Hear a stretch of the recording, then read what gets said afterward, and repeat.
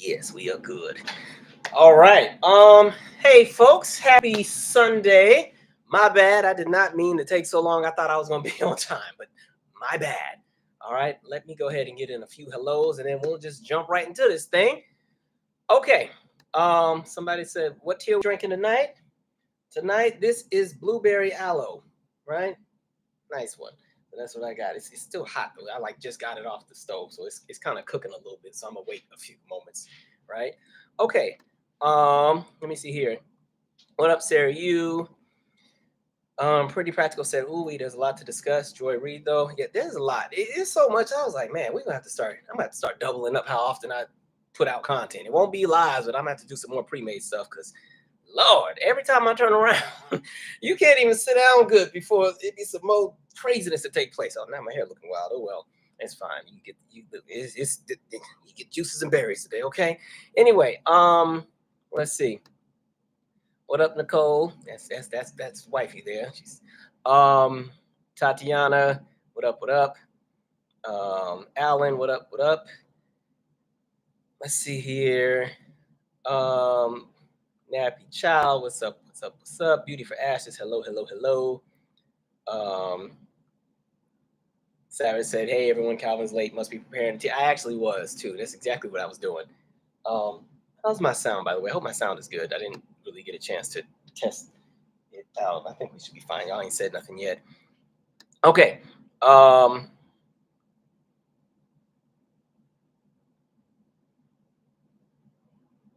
I said, I hope we talk about the important stuff first, or I'll have to wait for time steps. Yeah, I'm gonna put all the celebrity stuff at the end tonight. All right, we need to go ahead and jump into a few things because there's so much. First of all, my bad. I've never actually canceled a live before. I think that was the first one I've ever canceled. Long story short, had a friend pass. They had been battling with cancer, but the worst part was they were the best friend to one of my best friends. So that was really, there was a lot going on. I just mentally was like, I had too much weight at the time and I wasn't really feeling 100. So I was like, let me just push back because I was too distracted. It wasn't going to be a good live. So I'd rather do it right than just come on here and do some BS. So that's why I decided to push back. And so, yeah, also book club is still on for tomorrow, for Monday, for those who are in the book club, still reading Rick James' book, pages 149 to 240, right? So that will still be tomorrow. I will make sure to upload the Zoom link on the community tab sometime in the morning. So, or if you just go to my website and click, on calvinmichaels.com and just go to the segment that says book club and reading list, you can actually get to the book club from that link as well. Okay, let's jump right into this. So, like we said, there's so much happening that you can barely keep up, which, to be honest, we talked about that when we were going down the list of all the things to expect in the whole Project 2025. And all I'll say is this, right? Because it's to the point where I can't even keep up with how much stuff has happened. Like if I had to make a video for everything every other hour, I'd probably be bald-headed by now. But I've already said this, and people don't like it. None of this is going to change until white people collectively get tired. And unfortunately, they're not. They're not. They're not. Yes, we're starting to see the anomalies. We're seeing people at the town halls and different things, but collectively, they are not. Ooh, let me write a note down for something I got to make sure I don't forget to talk about. Give me 1 second while I write this down. I'm going to talk at the same time. But no, they're collectively not tired.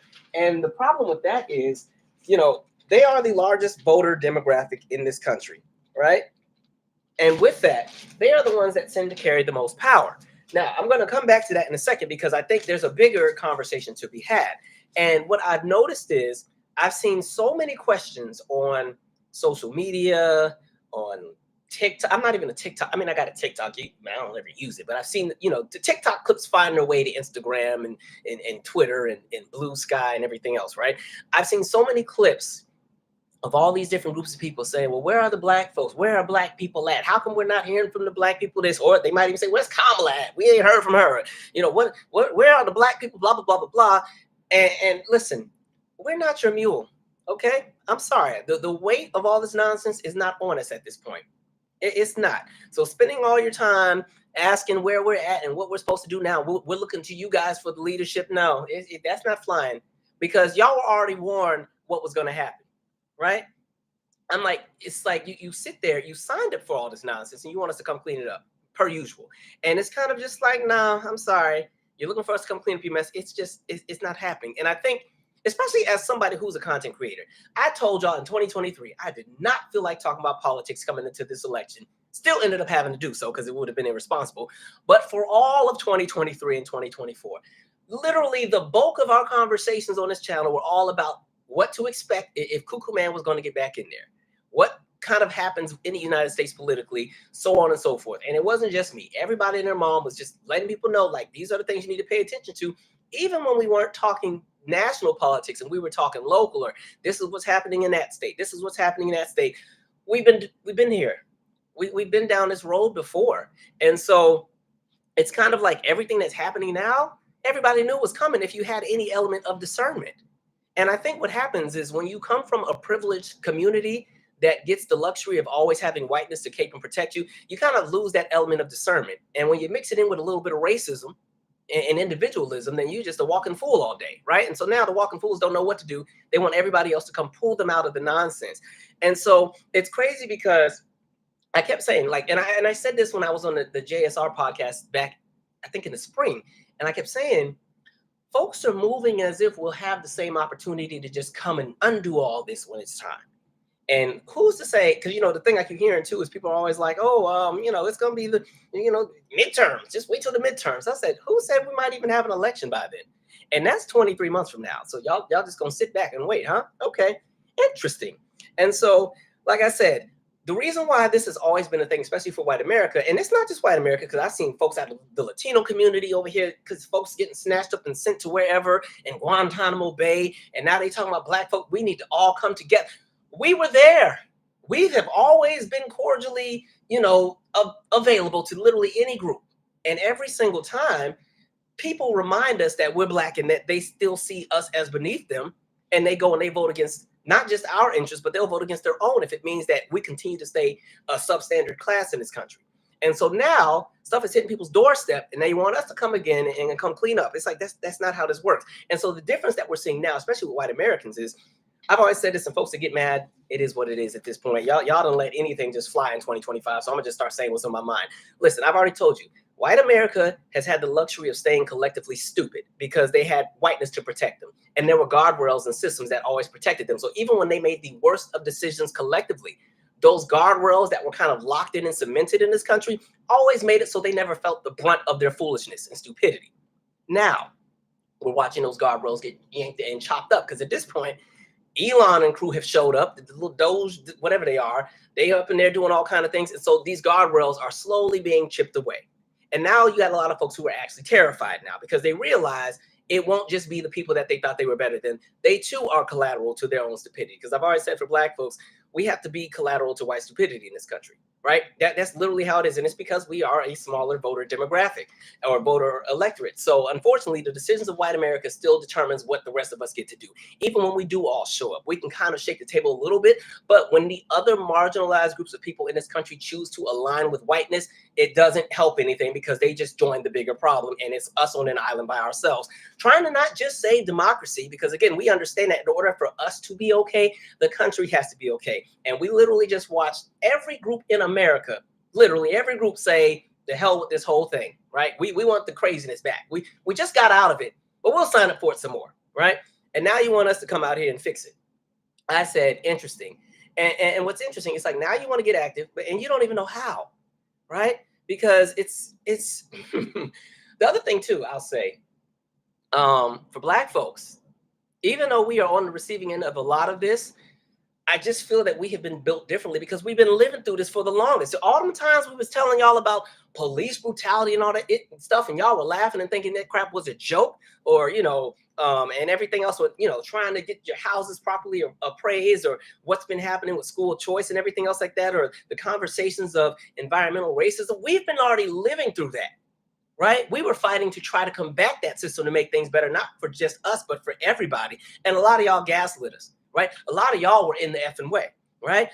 Or if you decided to show up at a police brutality march, you thought you had done your due diligence because you went and marched and sang a few songs, and this is what democracy looks like. This is what democracy looks like. And then y'all went on back home, and then there was never another conversation again. And when the measures came onto the ballots, when some of these grassroots organizations needed the donation dollars and everything else, y'all already said, we did the post, we made our Instagram picture, we're good. That's it, right? And so now all of a sudden you're starting to be on the receiving end, because even this conversation around police brutality, that's one of the main things we've talked about for years. I've already said we've lived under a police state as a country, but now that even a lot of those protections are shifting, because federally we just saw Trump and crew dismantle what I kept saying would have been a great thing, was that national database of police that have been, in trouble for misconduct. And that way, when somebody gets fired from a St. Louis police department, if they apply for a police department in Kansas City will say, oh, when we look in the system, it shows that you beat somebody over the head with a brick 10 times. We can't have you. That's gone, right? These are the kind of things that people had been fighting for, and folks was in the way. Folks were silent, or folks didn't get active. And so now it's not even just going to be things that fall on Black people, because I feel like, one, the U.S. has been sold to the highest bidder at this point, right? And so white people are about to feel a lot of this. They're about to be collateral to a lot of this, and they are uncomfortable. They are terrified, shook, and now they're trying to organize. But unfortunately, they don't move as a collective, because, like I said, the only time that collective has ever moved as a collective was when it was time to be racist. We see that every election season. And so they don't have the numbers in the pool to do what they want to do right now, because not enough white Americans are tired yet. Some of them are enjoying this. They're loving seeing whatever's happening in some groups, because they think that, watching other groups have to be on the receiving end of nonsense is a good thing. It's putting things back to the way it used to be. So they can't even organize. I saw and paid attention to what happened on last Monday with the 50 protests in the 50 cities. They barely had any numbers at any of them. I mean, yeah, there was a few cities that had 10, 20,000 people. That's not a frustrated country. 10, 20,000, you get more people to go to the Taylor Swift concert, right? It's more people that are going to go to the food festivals and all. And so you're seeing that there's not a lot of buy-in at the moment. Now, I'll say this, those numbers are going to start getting bigger and bigger as more people get disenfranchised, as more people get tired. But nobody has been serious this entire time, which is why we watch people wait until this election to all of a sudden want to be tit for tat about everything. I said, what was this energy in 2016 and 2020 and 2012? Now you want to do that now when we see what's on the table? But again, folks felt, well, we'll just come back to it in 2028 if we don't like it, or 2026 at the midterms. And so now you might not even have that, and folks are stressed out and panicked. And then here everybody comes, well, where's the Black folks? Black folks are tired, okay? Especially that 92%. They're on break, okay? And it's like, now that the police can do literally whatever they want, you want us to go out there and get busted upside the head with a brick. It's y'all turn. Go on up there and get hit with a few golf clubs. Y'all got it. It's y'all world. We just living in it. So enjoy, right? We'll come around when we're ready. But at this point, start giving y'all the same energy y'all been giving. It's crazy, because even seeing the clips of the town halls in all these different areas where there's these Republican districts that voted for Trump by a rate of over 15 points, all of them in there mad and pissed off because Social Security is on the line, or Medicaid's on the line. But what is so interesting, and I said this would be one of the challenges, is that they're not pissed off about the entire situation of what's happening. If we're talking about the situation that's happening right now, here it is. You have somebody who was elected, who ran on a certain platform. They get into office, out of nowhere, here's Elon. Elon magically is going to determine what is going to be for the good and the well-being of the country. Elon then showed up. He carries so much influence into what's happening with the decisions. He's created Doge. You're watching all of these federal employees get fired. You're watching all these programs get cut. Of course, the Republican side of Congress is all bought out and caved, and Democrats don't have a majority in anything. So all they can do is tweet and, make as much noise as possible. But without any Republicans to switch and shift over, there's not much that they can do at the moment. And so, even listening to the issues that people are bringing up at the town hall, they're not going after the entire fact that your entire country is being sold to the highest bidder. They're fighting about their individual things that specifically only matter to them, right? And so the challenge has become, can white America get to a space where they can move collectively for the good of America, or will they still continue to be individuals? Prime example, right? I saw this post, and there's been tons of these. I saw this one yesterday. My daughter is losing her job thanks to Doge. I voted for President Trump 3 times. My daughter is a hardworking, excellent worker for the what is this? Manistee National Forest. She doesn't work for DEI. She runs the office. I'm pissed. And then they tag the president and they tag Elon Musk. And so that's the point that I'm making. That post is not about making sure that everybody's going to be okay. And maybe you should probably get rid of some of these crazy folks who are messing it up for everybody. But it's more so, this is for my daughter. I got to make sure she's good. So it's like, you're not fighting for a common good of the country or the well-being of everybody. You're just trying to make sure your daughter's good. You are fighting to be the anomaly in a system that's corrupt. And that's the problem. It's too many of y'all that are comfortable living under a jacked up system. And you feel that as long as you can be the anomaly, it's all right. The hell with everybody else. And that's the problem. And that's why y'all can't organize. That's why nobody was at none of your rallies, right? Because you can't get it done. Because y'all still move as individuals, because it's all about me, myself, and I. And the only time y'all come together is when it's time to be racist. Somebody tell me I'm wrong, because y'all have yet to dispel this. Every time I say it, it's proven true by the actions of this country collectively. So it's kind of like, you got that going, but then you want me to come and organize and fight for your daughter to get her job back. But to the people that I personally know who are now losing jobs and people are trying to figure out whatever's happening, it's the hell with them. That's wild to me, right? And so it's kind of like, everybody play games. Now that it's getting to the wire, now here's these random performative speeches of, oh, we need to all come together. Well, first of all, y'all come together first. Let's see y'all get on one page. You and all these groups, all y'all get together. Once y'all have it together, we'll come in there. Because again, we're only 10, 11% of the voter electorate anyway. Y'all got the larger population. So y'all get y'all stuff together, right? One of the things that pissed me off the other day, I was at an event and there was a woman who is an activist and does everything with regard to Palestine. And so mind you, this is an entire Black group. She come up and somehow it's almost like we were getting chewed out for everything that's currently happening in Gaza. And I was like, your beef is not with us. One, got my voice cracking. One, your beef is with white America that decided your lives were no longer important. Secondly, the rest of your beef is with those in your own collective that signed up for this. I sat here week after week and said, I know y'all don't care for Joe and Kamala, but we know they got some stuff they could really do differently. And yeah, there's a problem with what's happening and so on and so forth. But as soon as Orange Man get in there, say goodbye to Gaza. Folks thought it was a game, right? What did Orange Man get in there and say? Is he going to turn that into a Riviera? Okay, it's about to be beachfront property and lobster tail. Because again, folks want to sit here and think that you can sit here and strategize with people who have no morals. Like, nonsense. But anyway, so I'm sitting here watching this lady like chew us out and literally had the nerve to say, I'm hearing too many people talking about, they're afraid of white supremacy or what Orange Man is doing. And then she started talking about how she spent 6 months camped outside of Blinken's house. That was the guy that worked in the Biden administration, dealt with a lot of world affairs. And it was like, that's all beautiful. We love that. But you're not going to come here and chew us out because we got to go to work. And again, on top of that, the demographic that she was speaking to, most of these were working class Black people that are already on the receiving end of all the nonsense that already happens in this country. So even though Black people can empathize with everybody's struggle, it is not our job to prioritize all of your struggles over ours, right? Because even when we fight for ours, y'all get in the way, everybody. So like I said, let all groups, because again, I empathize with anybody who's on the receiving end of nonsense. But at this point, the burden is not on us to fix it. Y'all created all of this. Enjoy. Right? I'm watching so many people be collateral to this nonsense. And then you still got the nerve to come and whack us about it. Like, nonsense. What else is it going to say? And like I said, U.S. is being sold to the highest bidder. And the craziest part is, even for those in the GOP that are trying to stand against whatever's happening, which I think there's been one person, and I just think it's because he fell too hard and forgot where he was at. That was Mitch McConnell, right? You saw him. He did not want to vote for what's her name? Storm from X-Men with the white strip for what was that? The intelligence thing. What is that girl's name? Tulsi Gabbard. Not Storm. I'm sorry. That's Rogue with the white strip from X-Men. That's Tulsi, right? I think he was the one person that was like, nah. No. He voted against RFK for HHS or HSS, whatever that was, right?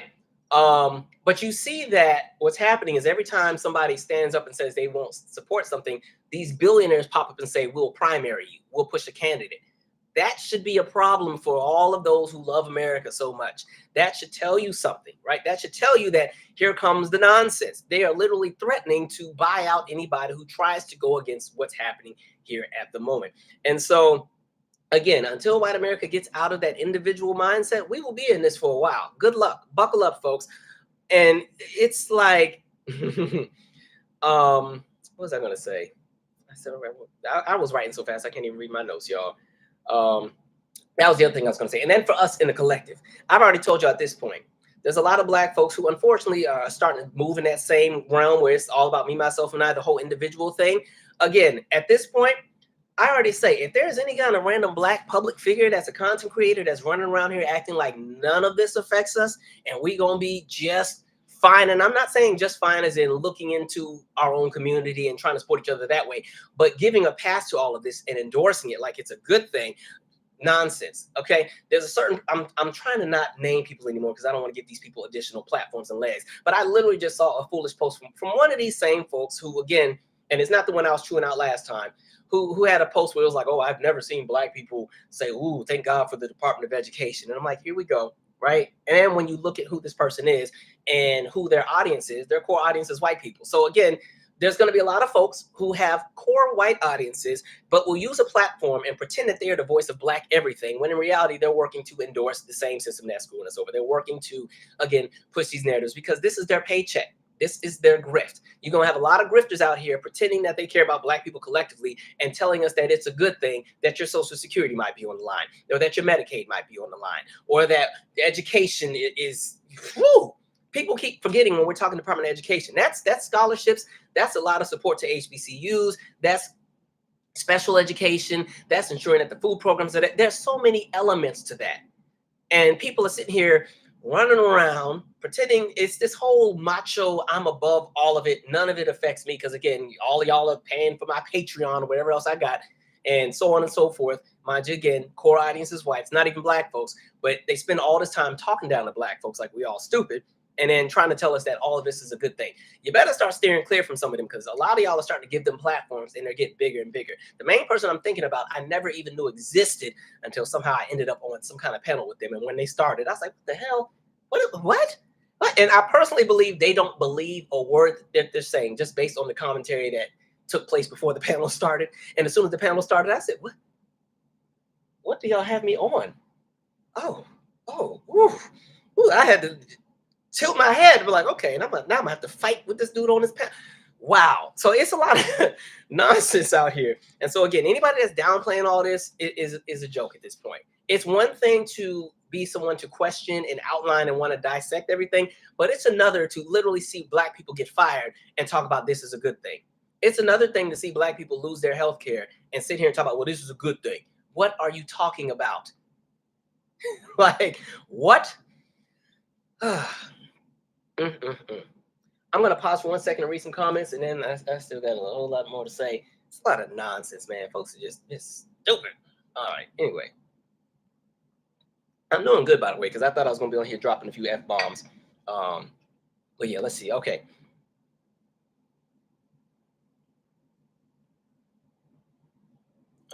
Somebody said, I hate when they say turn out for the midterms when Trump's crew's already revoking that daily. Get it together. Like I said, they've already been dismantling. Like when you look at all that Doge stuff, like all of these guardrails and security blankets are being gutted and chipped away by some random 20-year-olds. And again, none of this was planned out strategically as far as how they were going to start taking stuff down. They just went in there and started bulldozing.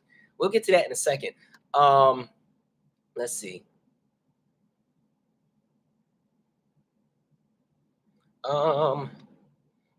Joy Reid, I'm gonna get to a little bit later. Should be all right. Let's see. Somebody says my no by 2025 has been okay this month. Exactly. Calvin started. That's how you know he's stressed. Well, I'm starting because I look how horrible my handwriting is. I was writing this crap so fast, so I can't read what I wrote.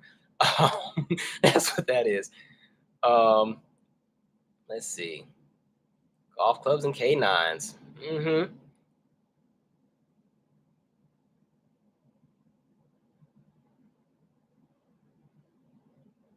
Somebody said, well, thoughts and prayers.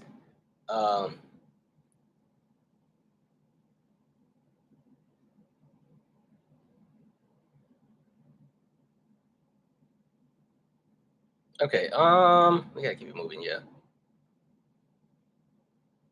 Somebody said McConnell's not running. his Tales from the Crypt stuff. But yeah, and like I said on the last live, McConnell gets no kind of certificate or award from me because he is a part of the problem. He is directly responsible for how we even got to this because he allowed so much nonsense to take place from 2009 to the present, all because you know who got in office and they wanted to make an example out of him. So a lot of the chaos that's taking place, oh, he helped to orchestrate it. Do I think the economy is headed towards another Great Depression due to the mass firings, tariffs, high inflation? First of all, yes. I don't know if it's going to be I don't know. I know it won't. It's not going to be a great time. That's what I can say. And I say that because, again, the downside to all of this is while the United States is over here acting a fool and just doing any and everything, and the rest of the world is still working on their stuff and developing and so on and so forth. And what people don't really realize is as we came out of 2024, the United States, even though it might not have felt like it, was one of the countries that had one of the best economies with regard to inflation and recovering from COVID. We were ahead of the curve. Might not have felt like it because things don't always align right away, but compared to what was happening in some of these other countries who had astronomically high inflation rates still, now we've decided to just say the hell with all that, put the nonsense in.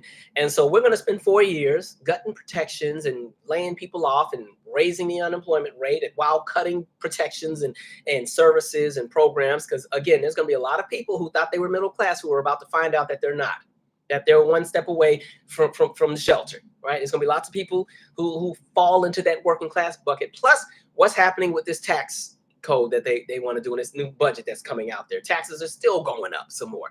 Actually, I got the numbers right here. I always got some numbers ready.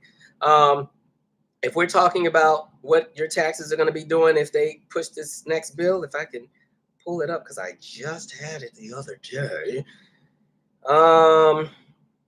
Is it? I know I didn't lose it already. I just had. Oh, here we go. All right. So if you are an American, and this is the proposed budget. Now, the budget, the tax code that's already in there is one we're still living under. That expires, I think, in 2 years. But the add-on, as far as what they're trying to push with this $880 billion tax cut for the rich, and this is one of the reasons why, they've decided to latch onto some of the things they're doing. And this is why, they need to find a way to fund these tax cuts for the billionaires. And that's why Doge has come in and decided to start gutting and cutting the fraud that they can't seem to find and just firing everybody. Understand, someone has to pay for these tax cuts. So if you are, and I don't like to use the word poor, but that's what's on the diagram. If you are in the most non-affluent demographic in the United States, the 20%, meaning that you make between $0 and $28,000 a year, your taxes will go up $790 when you file. If you are in that second window, $28,000 to $55,000 a year, your taxes are going up $1,400. If you are in that middle 20%, you make between $55K and $94,000, your taxes are going up $1,530, right? If you are in that fourth, this is the $94,000 to $157,000 range, yours are going up $1,700 for that tax bracket. For the next 15%, these are those who make $157,000 to $360,000. Yours goes up $610. If you are in that next bracket, $360,000 to $914,000 a year, yours goes down and you save $7,160. If you are in the richest 1%, you make more than $914,000, yours also go down and you actually save $36,320. Now, mind you, those will be the figures on top of what the rich and the wealthy are already not paying in taxes, because they're not paying a 28 and 29% tax rate out of their paychecks and everything. So understand, all of these numbers are on top of the Paul Ryan tax cuts that were signed into law in 2018. So on top of us already paying more, a lot of us felt it in the top of 2024 and 2023. A lot of us didn't really feel it right away in 2019, 2020, because it was building, right? It got to the full increase at the end because when they sold it to us, they told us you got a $1,500 tax cut. You can go and remodel your kitchen. But what they didn't tell you was after that first year, it was going to climb until the bill eventually ran out and would have to be re-signed or something else comes into play. So now we're at the end of that bill where we're starting to hit the highest threshold of what you're paying back in taxes if you're not wealthy. And now we're going to add even more to what it is. So again, some of y'all going to be paying $1,700 more and $1,400 more. All that starts to add up. And again, this is to pay for the tax cut for the super wealthy, the group that didn't need it to begin with. Let me read one more comment. Let me get back to my topics here.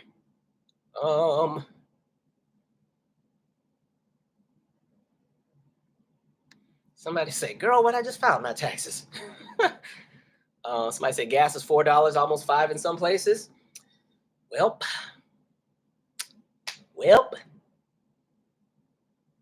It is what it is. Somebody said, wishing you the best from Canada. Canada, I might want a bad eye because our crazy president trying to take you all over too. Talking about a 51st state. I say, okay. All right. Okay. All right. Anyway, getting back to my topic. So then this kind of leads me to, again, the nonsense with Orange Man and Elon. Right now, like I told y'all, and I've been saying this even before Elon came into the picture, because this was a conversation when we even just go back to like the U.S. Postal Service from some years back.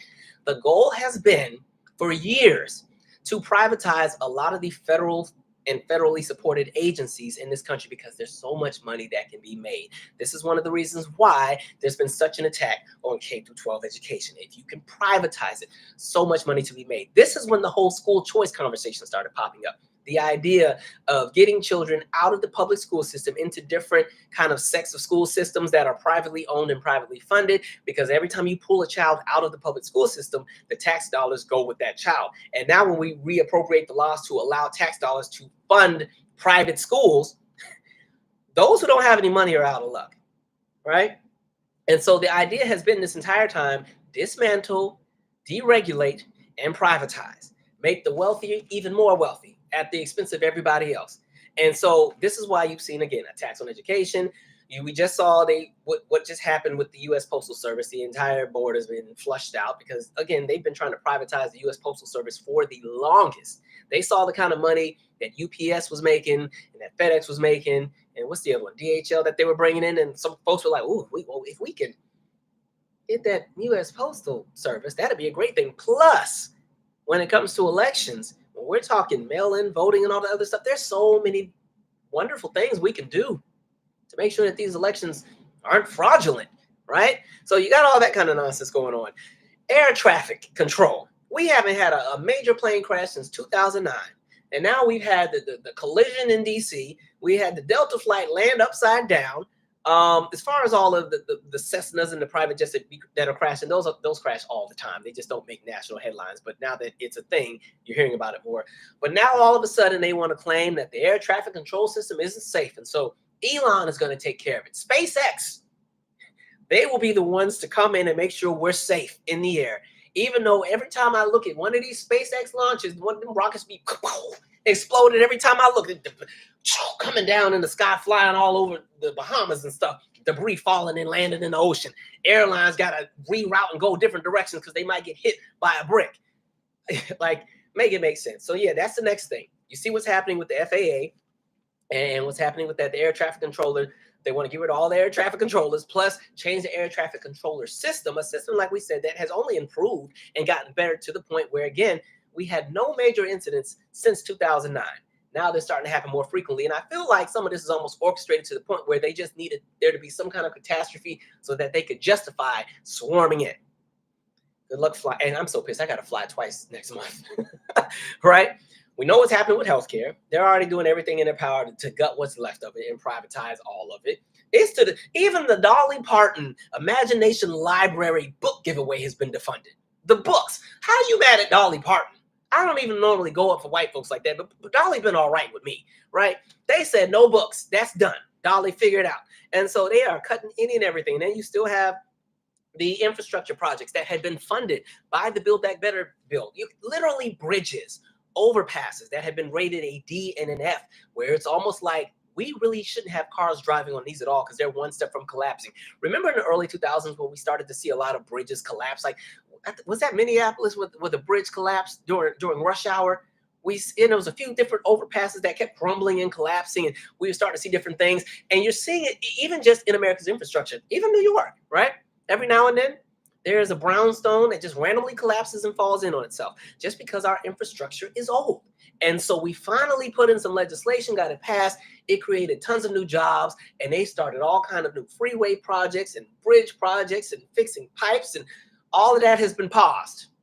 Not because of saving money or any logistical reason, just because, again, you got crazy people in office who either want to privatize everything or You got people who have such vendettas against the previous few administrations that they will never let somebody like a Barack Obama or even Joe Biden get credit for any kind of progress that would have been made. So get it all out of there. Label everything as fraud, right? And so that's kind of what's been happening with the Doge thing. They've went into all these agencies, at the Department of Defense, the NIH, and the FBI, and the CIA, and where else? All these places, and they're claiming all this fraud and fraud. And I'm like, if it's all this fraud, how come ain't nobody been arrested?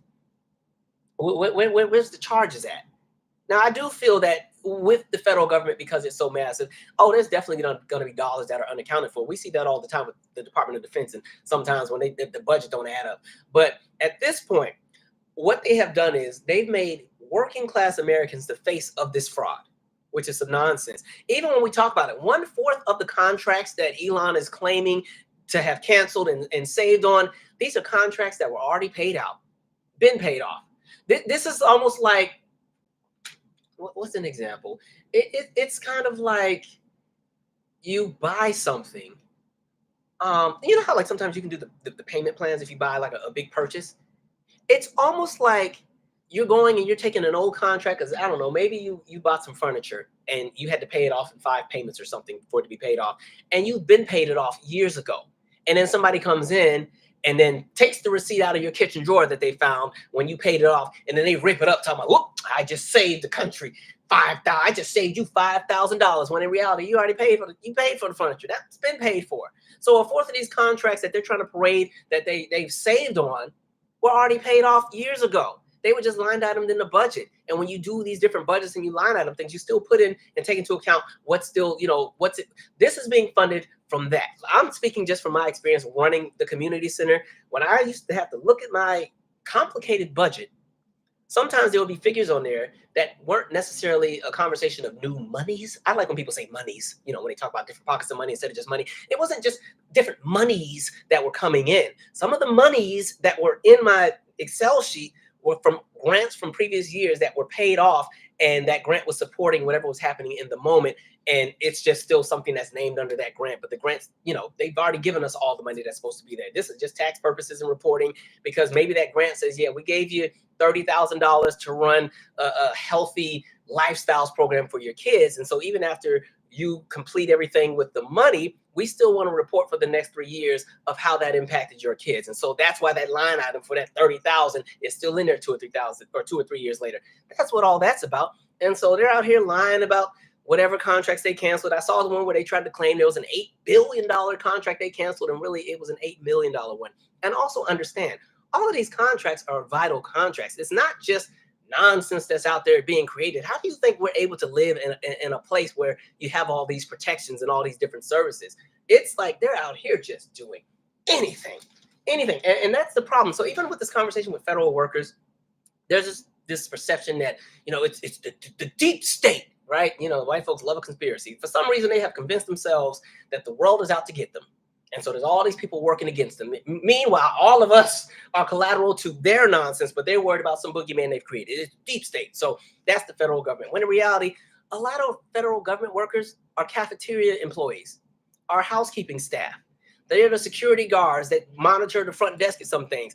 And so it's kind of like a lot of times these are everyday people. These are scientists. These are all kind of folks that are randomly losing their jobs, not because they did anything. Like even with the probationary thing, they got rid of everybody who had been, on the federal side for less than a year, sometimes less than 2, got pushed out of there, not for any legitimate reason, but just because Elon and crew said that's where they're going to save money. Even though Elon has been able to rack up all these private contracts for Tesla and SpaceX, make it make sense. And so again, a lot of the people that folks are trying to vilify and say, oh, these people were lazy or they didn't do anything and this, that, blah, blah, blah. These are people that have been working for 20 and 30 years who have gone through so many years and ways where the federal government grows or gets downsized, because it's nothing new under the sun. Clinton, when he was in office, cut down the size of the federal government, but it wasn't an overnight lay off everybody and fire them type of thing. It was phased, right? It's okay. This department is going to consolidate into this. This is going to consolidate into that. We're going to give it 3 years. So that way you can give people time to adjust or find a new role and so on and so forth. And everything runs smoothly. But instead they just came out there, was like, cut. That's going. And they don't even know how to do it properly. Now they got to go and call people. Oh, we ain't mean to fire you. We didn't know you were over the nuclear weapons. So y'all come on back. right? And who's to say that one of the people ain't crazy? But like, the hell with that. They give all the nuclear codes and everything to somebody else, right? Crazy. And so a lot of these people that they are getting rid of are the people who have been holding this country together, right? People need to understand the federal government is not just limited to Washington, D.C. The federal government is in all 50 states. They're even in international spaces and locations. And in some states, they are the largest employer for these states' economies. So some of these folks in some of these states that already got a really crappy economy that are celebrating watching everyday people lose their jobs, understand it's coming to your doorstep. You're going to feel it some kind of way, in some kind of form, right? And even with Elon, I saw the thing where he was telling the federal workers, well, now you got to do the 5 points thing where you need to send me an email of 5 things you did last week or you lose your job. And it's kind of like they already do that to their actual employers and supervisors anyway. What is the end goal here? It's like you're literally punishing people for having a job, which is wild to me. And so it's like y'all sit here and say people need to pull themselves up by the bootstrap. So people get jobs and jobs that they thought were secure, and then they thrive and climb in the ranks in their job. And now you want to punish them and you kick them out of the whatever jobs they got. And then you've also cut all the programs that actually support people who lose their jobs. And so it's wild to me. Wild, wild, wild. One of the things I thought about was the Elite Honors Program, which is a program for graduating law students. And it was a program where a lot of people who are coming out of law school get an opportunity to pretty much practice law within the federal government and climb the ranks that way. And again, they couldn't wait to rescind that because all of the people, most of them were Black students and so on and so forth. But, one, they put the conversation of DEI, and the other thing was anything before February 8th rescinded. And what's interesting is, understand, for those who have passed the bar and come out of law school, they can go and make real money. Real money. Like they could go, if they can get into a big corporate firm, put in some years, make partner, they can make the big money, right? And so you went and took some of what possibly could have been some of the best attorneys to represent the United States and continue to make sure that the American people are protected from nonsense, because again, to jump into a program like that really is you're doing a service, because again, you could be making so much more. So to fire all of them because you somehow wanted to make this political and push them out, it's just like y'all are literally cutting off your own nose to spite your own face. Make it make sense. And so again, people are playing the work of a lot of the people who are losing these jobs. Even FEMA. I'm like, where do you guys think all this stuff is getting funded? This is the federal government. We're in tornado season. If you live in Tornado Alley, I'd be real nervous right now when they're talking about leave it up to the states to handle disaster relief. There are states that don't have it in the budget. They depend on the federal government to bail them out when the tornado comes in and wipes everything out, when the flooding comes in, right? When there's the dust bowl, when there's the hurricane, when there's the earthquake. And so wild to me. And again, it's interesting. Y'all was sitting here complaining and cussing people out about the $770 when we had already established that that's always been something the federal government gave out automatically for people to just get toiletries, basic necessities, food, maybe even pay for a quick hotel, while the bigger payouts come from FEMA plus whatever's happening with insurance. But folks decided to politicize minuscule things, being loud, strong, and wrong, trying to have a moment, because for some reason, in the last 2 or 3 years, everybody decided they understood politics, and folks made platforms without the range and out here saying any and everything, misleading people into nonsense. And a lot of people fell and bought into it. Interesting. But I will say a lot of the smoke that I think is happening for like government workers is a conversation of race, right? Because again, a lot of federal government employees are Black. And I think what's happening is when they like to push the narrative of lazy or unskilled or undeserving, or they're rigging the system, they paint Black folks to be the face of that. And so that's why so many people don't think it's a problem that all of these different protections are being gutted or yanked down, because they're like, yeah, it's these people, they need to go get real jobs. They need to learn how to code. It's like, some of y'all are some terrible people. Let me pause for a second. Let's see here what we got in the chat. Thank you, Eugenia Gomez. Thank you, Jasmine Jones. They're wanting to treat all government agencies the way they're going to do the Postal Service. They're gutting and privatizing it all. Exactly. Welcome to the corporate states of America, aka the second Gilded Age. And that's the point, like privatizing everything. Why are we canceling cancer research? Why is research on lupus being defunded? Why is research on sickle cell being defunded? Like, can someone make sense of any of this? Right? Interesting to me. And again, that's why I'm like, these folks who are running around like all this doesn't matter, it's not a big deal. Okay, understand this is going to be a domino effect. Nobody's really feeling it now because all this stuff just happened. Give it a few months, right?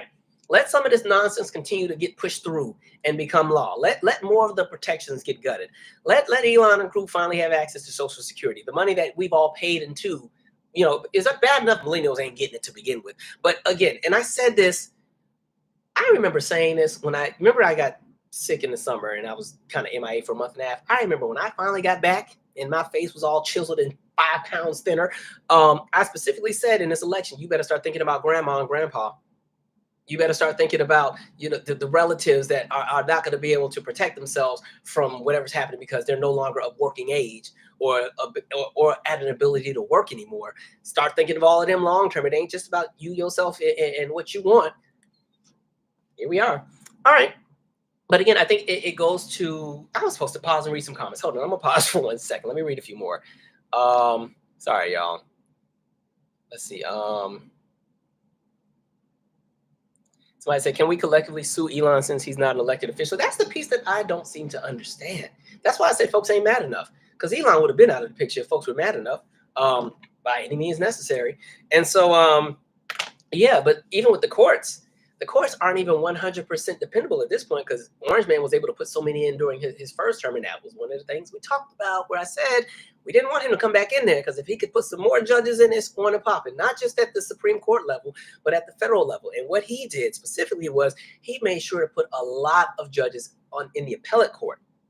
That was the real thing. He said, let me take it there. So that way, if the federal judges at the district court say, no, you can't do this, fine, send it to the appellate.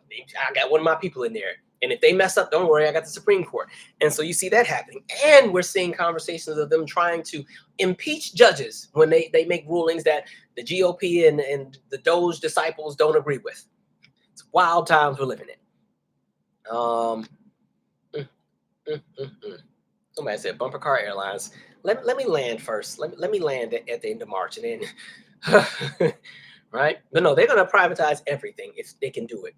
And it will kind of make everybody else a permanent underclass where you're dependent on I don't want to say the mercy, but you're dependent on whatever it is that people wanted to label the job creators. You're dependent on what scraps they give us. That's exactly what it will eventually get to in the long run. So folks better get that wake-up call. Somebody said pulled money from NASA to give to SpaceX when every other one of his crafts blows up. And even in that conversation, SpaceX does not do research. SpaceX, their goal, they're just trying to get to Mars. Okay. And I would love for them to get there and take as many of them as you can. NASA actually does research about what's happening around us. So when we're hearing about, oh, there's an asteroid that might, it has a 3.2% chance of hitting us in 2032, that's from the research that they're doing. When they're looking at what happens with solar flares, when they're looking at, okay, the Earth is starting to tilt a little bit more than usual on its axis. That's research. SpaceX doesn't do that. SpaceX is a private company, and their idea is space travel for the wealthy. Can you get in a rocket and go, right? And I know Elon said his goal is to go and die on Mars. Let's help him get there. No, I was kidding. But like, man, so it's yeah, I really mean that too. But like, my God. Let's see. Somebody said, isn't Elon's contracts in the DoD? I'm sure there's lots of fraud. Yeah, he got contracts with them too. There's all kinds of stuff, even that Starlink stuff. The fact that he interfered with what was happening over with Russia and Ukraine with Starlink, interfering and affecting intelligence as far as what was happening with air travel in the airspaces over Ukraine. All right? A mess. Hot mess. Let's see. Somebody said, firing people who made money and paid taxes and held the economy. How will the economy work with no one working? And it's wild times. You already got AI that's about to come in and snatch up a bunch of jobs. You got automated stuff that's going to take up some more jobs. We about to be out here fighting for scraps, right? A mess.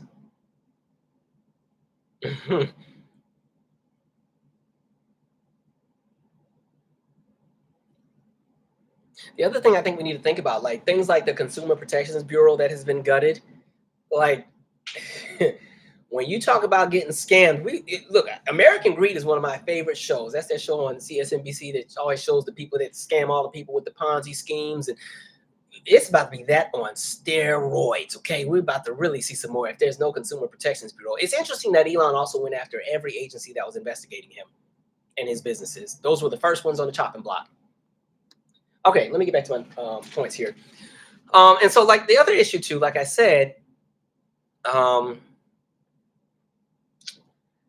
when you talk about specifically, I'm specifically speaking of like wealthy white men, especially cocky ones who feel like they know everything. We're in a space where now, because there's already been that worship of wealth that people love, like people love to worship wealthy people. That's how Elon even got into this place, right?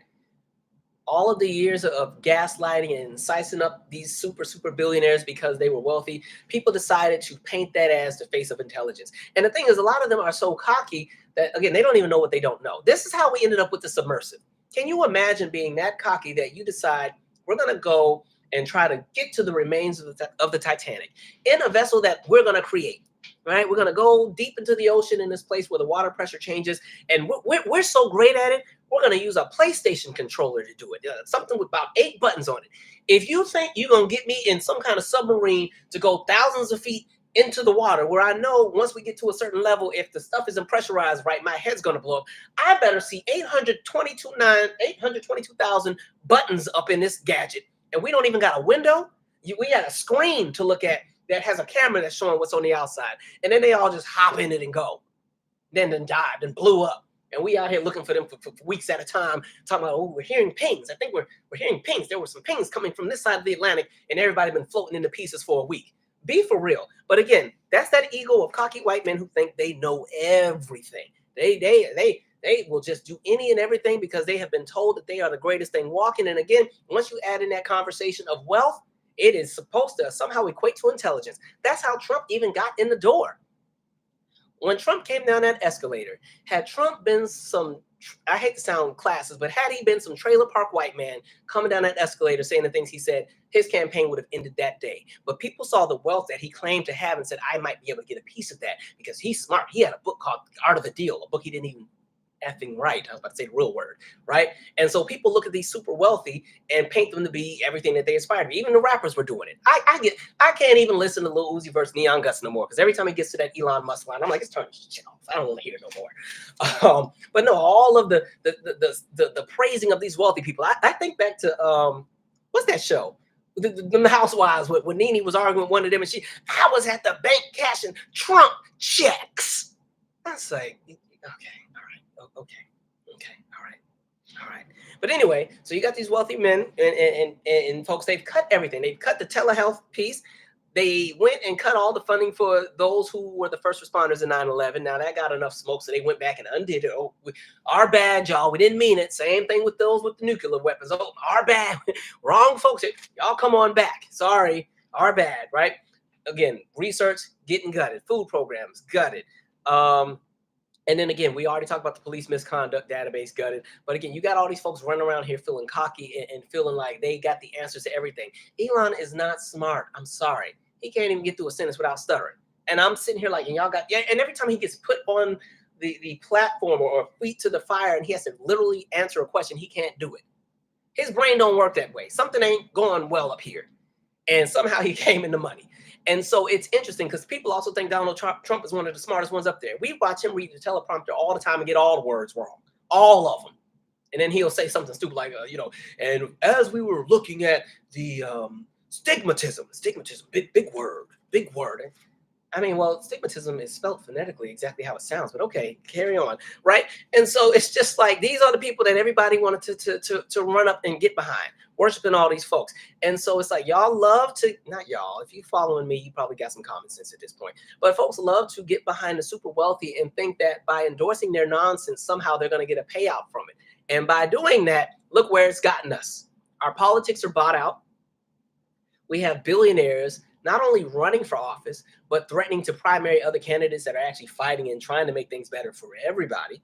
We have billionaires who buy out all of our media. We have billionaires who buy our social platforms. You got billionaires who think about what happened when Orange Man got in there. Who were the first few people that said, "Oh, congratulations"? You had Bezos and Zuckerberg, all that. Well, congratulations. I'm like, okay, something going on in here. And then the thing that made it interesting, as they gut all of these programs and tell us that this is all to change fraud, understand they're also fighting to maintain the status quo and restore the order that used to be, which was white men to the front, everybody else to the back. And if you're black, don't ask, right? That's where we're at. And so that's why you've really seen this whole thing with all of the DEI gutting and undoing, because even we've done a million DEI conversations, but understand when they're saying DEI, they're not really talking about diversity, equity, they just mean black. Get them out of there. They get them out of there. Why do you think that CQ Brown guy got fired the other day? The guy that was from the Air Force, the Joint Chiefs of Staff. All those years of service and missions and being stationed in all these places and 2 master's degrees. They got him out of there because they claimed he was DEI. And look who they're about to put in there. Somebody unqualified and white, per usual. And who's the other person they got rid of? The woman in the mix, which is why, again, white women, I don't know why y'all keep aligning and thinking that you have favor with white patriarchy, when in reality, you're still on the receiving end of the nonsense. Think about the lady, that same lady, they fired her, not only fired her, gave her 3 hours to get out of her house. You can't even get the moving company to be ready in 3 hours. What? So nonsense. And so here we are. And the challenge with that is when you have a collective of people, specifically white folks and really a lot of white men who refuse to evolve, who see themselves as the standard of operation, you start to see the lapse of intelligence. And that's why you can watch Elon and Orange Man say all the things that they say and just sound like, what the, because they've been nothing but praised their whole life. Okay, they have been in a space where they've never had to challenge themselves or really be on the receiving end of something that was uncomfortable, where they, and even if they did, they could buy themselves out of it in their space. And so when you have collectives of people who see themselves as the standard, who see themselves as the face and the epitome of all things great and the epitome of existence, they will never work to change anything because everything is perfect, because they benefit from it at the expense of everybody else. And that's why we're seeing this whole DEI movement. You watch a lot of white men become very mediocre over the years because everything was handed to them. Not even just by, not if it wasn't from the federal government, it was from good old boy clubs and legacies and everything else like that. And so a lot of them have become very, very, very mediocre at a lot of stuff. And it would piss them off to see all of these different groups of people outshining them. It pisses them. You know how pissed people get when they see that statistic about black women being the most educated in the country? Oh, it pisses them off. And then when you look at the delineation, and then you start to see that it's not even just black American women, but this also includes black women from the Caribbean and from the continent and also South America. Oh, that pisses them off. What? How? Like they can't stand it. Get this out of here. So that's what all that's really rooted in. And so why do you think all of these programs are being gutted? All of the federal websites had to take down any kind of conversation about equity, inclusion, accessibility, diversity, get rid of all of that. And what was so funny was watching all of these private companies cave right away. And take note of all these private businesses that didn't even kick back. Oh yeah, we're going to get rid of our diversity thing too. Y'all weren't even ordered to do it. You saw what your neighbor was doing and got on code. Like I already said, the one time folks move as a collective is when it's time to be racist. Or Target, all these places, Walmart, McDonald's. I said McDonald's, the place that's almost in every urban black demographic segment of the country that got overrepresentation. That McDonald's. Oh, okay. Interesting. Okay, cool. Awesome. We love to see it. Right? And take note of all these businesses. Remember that crap. I'm just saying. And so even the idea of Trump taking over the Kennedy Center. I said, Trump, what do you know about art? Let me hear you sing a note. I want to hear some. It's from the diaphragm. Let's go like right now. Somebody call him up. Put him on FaceTime. I want to hear some singing. Because I remember watching the first dance at the inauguration in 2021, and you and Melania were fighting for your lives just doing a two-step. Was rocking and couldn't even do that right. So it's like even the arts are under attack. Now all of a sudden you're gonna be over the border of the Kennedy Center. Please tell me a theater piece that you've seen. He's never even been to the Kennedy Center. Remember, Kennedy Center honors, he never went in the 4 years he was there. It's interesting, but don't worry, guys. The January 6th prisoners are doing a concert at the Kennedy Center. If you guys want to go. I was being petty. I was like, you know what, maybe I'll go, but I'm not going to see the show. I was going to go and key every car in the garage when I get there, but whatever. And so again, those who have decided that they are the standard of operation decided they were going to just take over everything, and they will be the ones who dictate what's great and what's not. So in addition to all the protections that are being gutted, in addition to the jobs that are being lost, to the stuff that's being sold to the highest bidder, I can't even go to the Kennedy Center and get a nice concert. Can't even see the National Symphony Orchestra no more. Make it make sense. All right, let me pause and read some comments.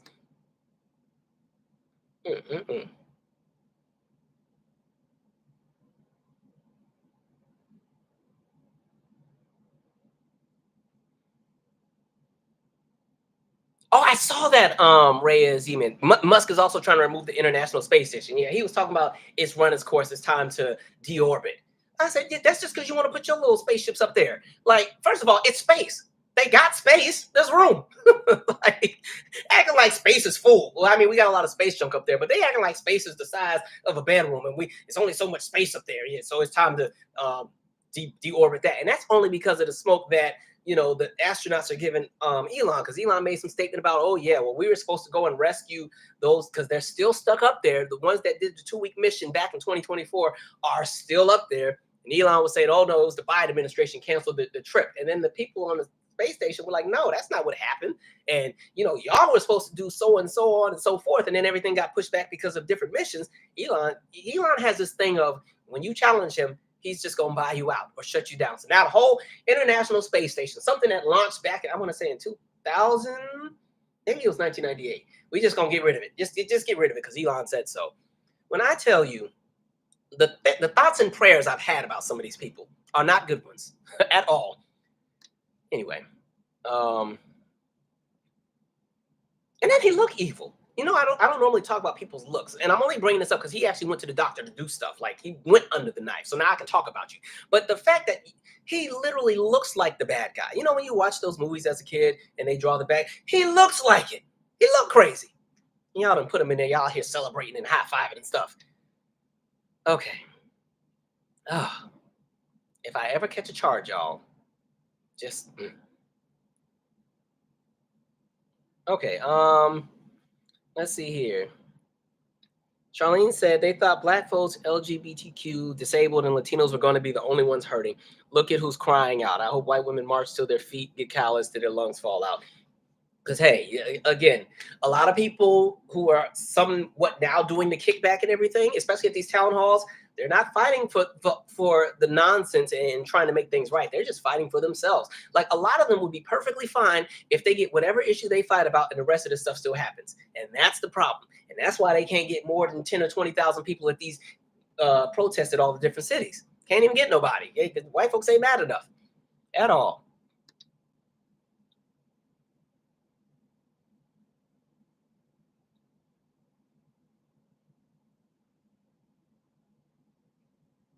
Now, let me tell you what I don't get. Even with the Doge stuff, personally, now I'm not in the federal government, so I don't know how all this works, but I'll say this. The fact that you had these random 20-year-old kids show up to these federal agencies and the people let them in, I'm like, sometimes when you drive past some of these agencies or go, they have so much security at the front. It's kind of like, if you don't got a security clearance or some kind of badge, you ain't getting in. So I'm like, did y'all just let all these kids in here who said, oh, well, we're Doge? And you let them in? And not only do they get into the different properties and the buildings, then it's like, take us to your main tech house. Take us to the budget office. Take us to where everything is stored. Take us to where the national secrets are. We need to come in here and check for fraud.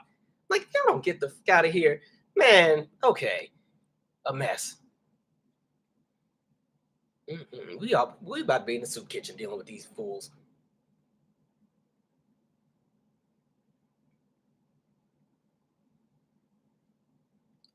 Cherry on the go. He couldn't even do an SNL skit, right? That's when Doge crashed. Speaking of Doge, like that's what's also getting me is that they're literally doing it in your face. Doge is his cryptocurrency, right? That's the name of his cryptocurrency. I said, boy, this is like a really, really, really great movie to watch. The scary part is we're living through it. Like, if this was a movie, I would recommend watching this. Like, you got to see this America 2025 stuff. It's wild. Everything under they got the CIA caving, getting scared. They thought, whoa, you would have thought the CIA CIA. From all the movies we watched as children, when you heard FBI, CIA, you just knew, don't mess around. But I guess, see, everything should have told us what we knew when January 6th happened and they were able to get in the Capitol. I said, okay, because like I said, when January 6th happened, I just knew that I was going to see people coming down on ropes out of the ceiling, pulling out the weapons, and they was about to just, I thought we were going to see a massacre on TV, because there's no way they're about to take the U.S. Capitol. The U.S. Capitol of the United States of America, where all the world's wealth sits. There's no way that these random folks that got back problems, and one person don't even got a leg, and this person missing 6 toes, and this person got a limp, and this person is walking with the 2 sticks trying to get up the stairs. I'm like, and these are the people beating up the U.S. Capitol Police? Okay. Wow. Then I'm looking on the TV. You got the congressman in there laying with gas masks on. What is going on? What is happening? Wow.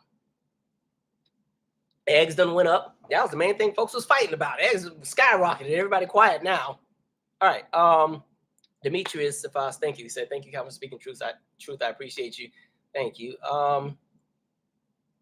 Angela Crawley said, the CQ Brown thing really hurt me. All those accolades he earned, and so many are saying he didn't deserve it. We are really starting to see the injustice our ancestors went through. And that was the thing I was saying about DEI. As soon as they see us, they assume we were just brought up in there. They assume we walked in the door, right? They assume that anything that we get, we, again, didn't earn. Because, again, when they see themselves as the standard, they think that if it's something that they didn't have, then somebody else must have scammed to get it. It's not supposed to be for anybody else. And it's wild to me. Wild. If we didn't have to be collateral to all this, I'd like, let all of them go ahead and be in charge of everything and see how everything goes. But we don't really want that, because look at all the appointments that we got. You got Kash Patel, who's looking like this. You got him in charge of the FBI. I was like, oh my God, who is this? Now, the good thing is you got him and Elon beefing right now. And so I saw, Elon had the thing with the 5 points that everybody's supposed to give what they did. And Kash Patel was like, nope, FBI, you won't be doing this. So you got this guy in charge of the FBI. I'm like, who are these people y'all got? You got Rogue from X-Men. You got RFK, who sound like he swallowed 30 pounds of rocks because he got a worm in his head and was a heroin addict and somehow cut off a whale's head, carried a bear carcass as well, and his wife killed herself. But he is in charge of everybody's health. Like, my God. Make it make sense. Y'all see why I just be making albums and stuff? Because it's therapeutic for me. I'd be in the studio for days at a time, just having a great time in La La Land, so I can stay delusional to all this nonsense. Let's see.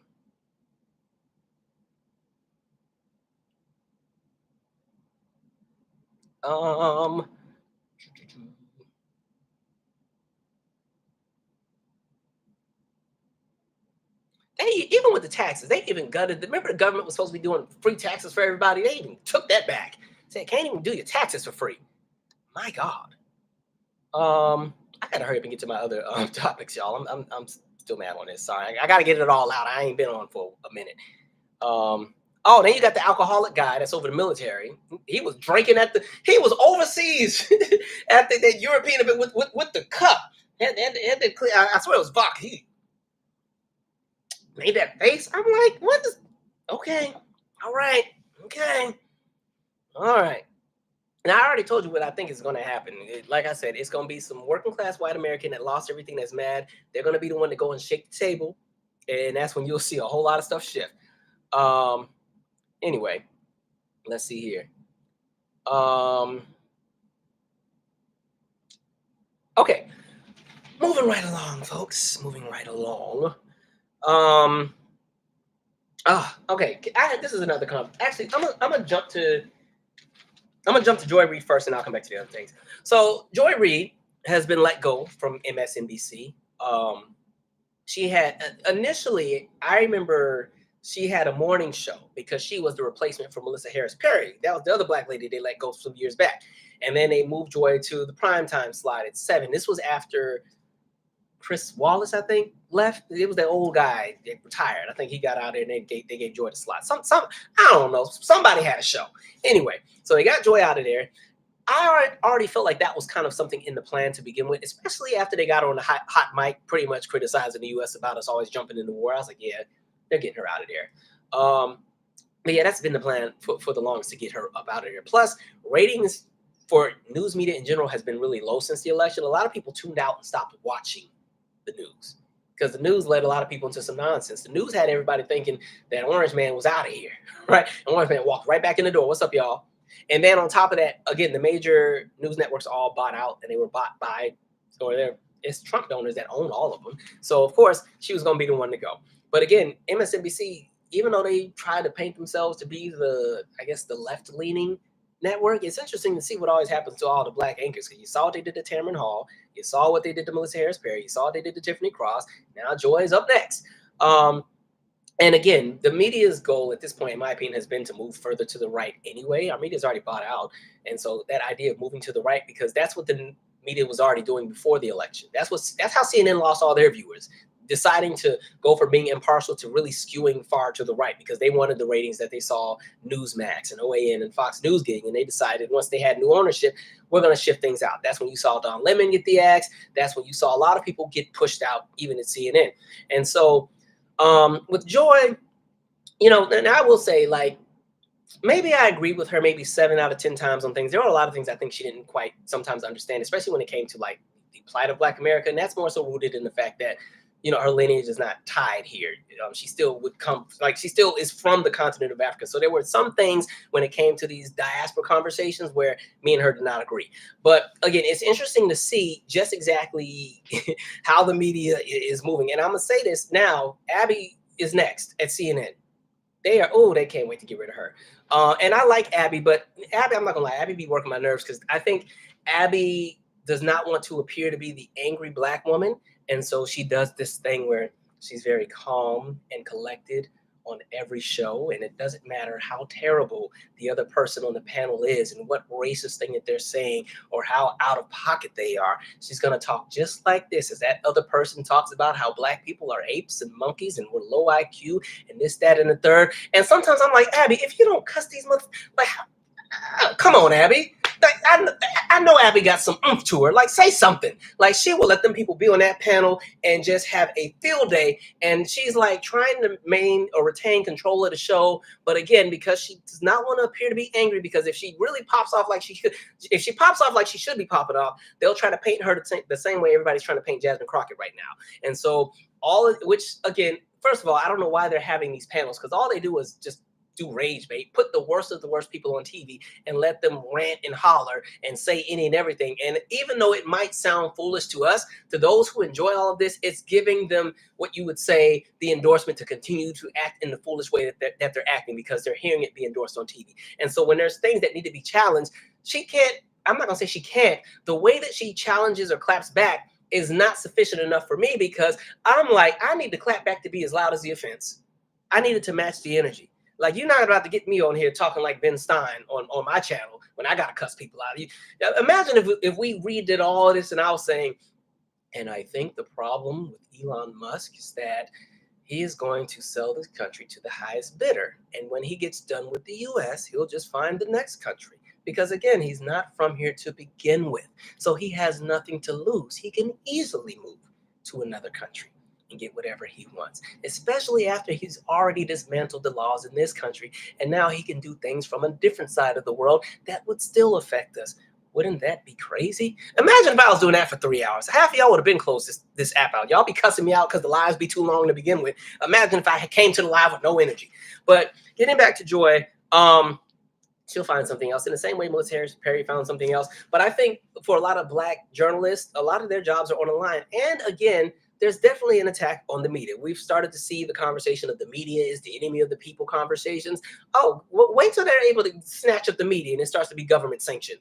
Give it a minute, right? Now, this goes back to, again, sometimes some of these acts that we passed back in the 90s that we celebrated open the door for some of the nonsense that's taking place. But again, interesting. But again, this is why I always say, like, a lot of people aren't even watching the news anyway. A lot of people are getting their information from online at this point. And I will say, for Black media, right, I still don't think we're really represented in mainstream media. I'm saying we, like I'm in the media, but like, there are some, outlets out there that are actually doing the work. Those are the ones that need to be on TV. But unfortunately, the media is never, the companies are never going to give them a platform. And so, you know, you have all these different online platforms. But again, I say, be careful with what you run behind and who you follow, because some of these folks have different agendas. So just be careful with that. But I think we'll see what happens. I thought if MSNBC was getting rid of anybody, it was going to be Joe and the Mika girl in the morning, right? Those would have took two I thought was going to be out the door. Nope, they get to stay. And then I guess the show is being replaced by some kind of panel thing where it's Michael Steele, Simone D. Sanders, and somebody else. And that show won't make it. In the same way when CNN was trying to do some panel thing in the morning, and that didn't make it either. Like, these shows aren't making it because nobody's watching. I think the media has lost many of the American people because they saw through the nonsense. They could tell. You can tell if you're somebody who's been an avid news watcher. You can really feel and see the difference between watching the news in the 1980s and 1990s versus now. You can almost taste and feel the payouts going as some of the things are spewed out there.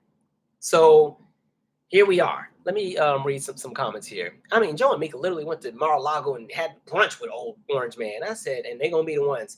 Democracy Now! Is like the only news I will watch. And then I'll still listen to NPR as far as like the major ones. And even the AP, look what's happening with the AP. AP is catching smoke because they refuse to acknowledge the Gulf of Mexico as the Gulf of America. Right? They said, we ain't doing it. So Trump and crew said, well, you won't be on no Air Force One. You can't come to the White House press briefings. Good luck. So even the media is in a space where they're being almost ordered to comply with the nonsense that's happening, or they don't get the same exposure. And people may think that that's not a big deal, but for media, in order for them to stay afloat, especially now that we're not paying for newspapers and stuff in the same way, they need the advertising dollars. So they have to have a presence. They have to get those views. They have to have people go to the website and click play on those videos. But if they don't have any videos because they couldn't get on Air Force One, when Elon and Trump finally get in a fist fight, and then Trump gets his head slammed into the wall, and AP wasn't there to record it, they're going to miss out when the other networks have footage of it. So, you know, that's where we're at. All right, let me see here. And even myself, I don't even like MSNBC. I haven't really watched at all this year. Yeah, I haven't watched the news like that. At this point, I'm just kind of reading, you know, like ProPublica and those different kind of platforms and stuff, and just getting what I get from there and moving on. But it's even scary because some of these platforms are getting bought out. So you got to even be careful with who owns them. So there's that. Like New York Times is a joke. Washington Post is a joke now. So like some of these platforms, it's like, man. Somebody said BDI scammer. Yeah, Patel looked crazy to me. Yeah, ain't no way. Chris Matthews, that was his name. Thank you, Bryson. Yes, they got rid of Joy Reid, which is wild to me. And even though I will say, and I thought Joy did do a good job of actually presenting facts a lot of times, especially when it was coming with everything that was happening politically. Like if we're talking MSNBC, for me, it was Rachel, it was Joy and Rachel. Those would be the two I'd kind of give some attention to. And again, like they got rid of Joy Reid is out of there. Rachel Maddow is no longer 5 days a week. She's back to 1 day a week. And then they got rid of Alex Wagner's show. Alex Wagner was the one that had filled in for Rachel. I'm like, so y'all, the DEI hires, they got rid of all of them, long story short. So yeah, it's a mess out here. Everybody's caving. Somebody said, so he doesn't read the super chats we pay for it. I do, but when I'm reading the chat, I got to get to it. Like I got to get to it. When I'm talking, my eyes aren't to the chat until we get to the end. But let me find yours because I don't want you to feel like I'm only reading comments that people pay for. Hello, Mimi. Let's see. I wish you would talk about Bill Gates the way you talk about, but I don't like Bill Gates either. The man is not a humanitarian. He can't stand it, especially black people. Listen, there is no billionaire that I'm going to come out here and parade and march around. But at the moment, Elon Musk is running the country. Bill Gates is not. The one thing I will give Bill Gates credit for is at least he had the Gates Millennium Scholarship, and a lot of black kids were able to go to college with that. But again, Bill Gates, I do not trust, especially when it comes to what happens with agriculture and food on a global standpoint. There is no billionaire that should be in charge of anybody's livelihood. And that's what's wild to me. With all the billionaires, you would think, because if you got that kind of money, you could fix all the problems in the world, like actually fix them, not create outlets for you to make more money at the expense of the people, but actually like world hunger. How much does it cost to fix world hunger? I know it's under $20 billion. Hold on, let me see here. How much to fix world hunger? Okay, 40 billion. My bad, my numbers were off. $40 billion. Fix world hunger globally. And that's not just going and giving people food, but that's setting up spaces where people can be self-sufficient and take care of themselves and their own. But instead, we're going to Mars. Instead, we're getting some 20-year-olds to go and fire a bunch of working class Americans. You somehow went and fired the cafeteria lady that worked in the cafeteria at one of these federal buildings at the IRS or something because somehow there was some fraud in her paycheck of $600 a week. Like, be for real. Um, let's see.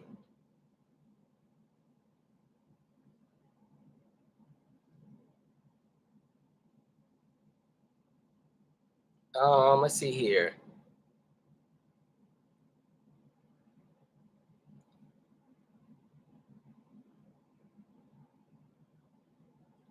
Oh God, I forgot about the wrestling lady. Thank you, Terrence J. Griffin. McMahon from WWE over education. She already told y'all, look, they about to pull Black history out of the curriculum.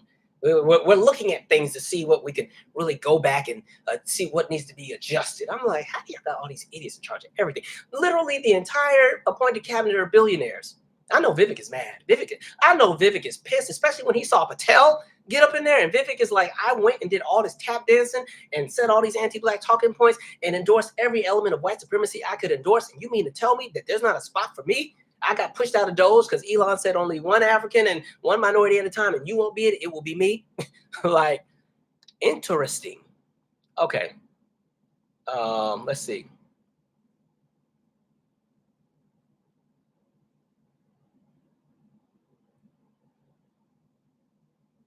Somebody said if you agree with Joy Reid, you're on the wrong side. Like I said, I about 7 out of 10. There's some things I didn't like about, especially when it comes to a lot of Black politics that she did not quite understand. But if you're talking about her criticism of everything we're living through now, she was spot on. Told us everything that was going to happen. So yeah. And this kind of also goes back to, I think, a bigger conversation where we were saying this before. We're running into the issue where there's a lot of folks who are one issue voters, right? They care about one thing and it's to hell with everything else. And so it's almost like, and it's not in relation to this past comment, this is just in general. I meant to say this earlier. That conversation of one issue voter, I don't think flies right now because look what's on the table. And this is one of the things I was trying to bring up when we were coming to the election. Like, this was not the time to have your moment, and folks wanted moments. So here we are. And I did notice, I think, when, especially going back to Joy, I think when she started catching some of the smoke around the reparations conversations, her tune started changing a little bit. But yeah, I don't know. Let's see here.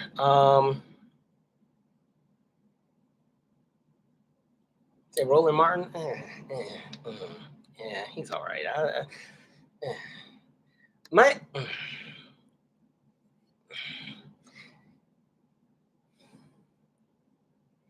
I'm half and half with him. I'll leave it at that. I'm half and half, but half is not a great ratio. All right. Let's see.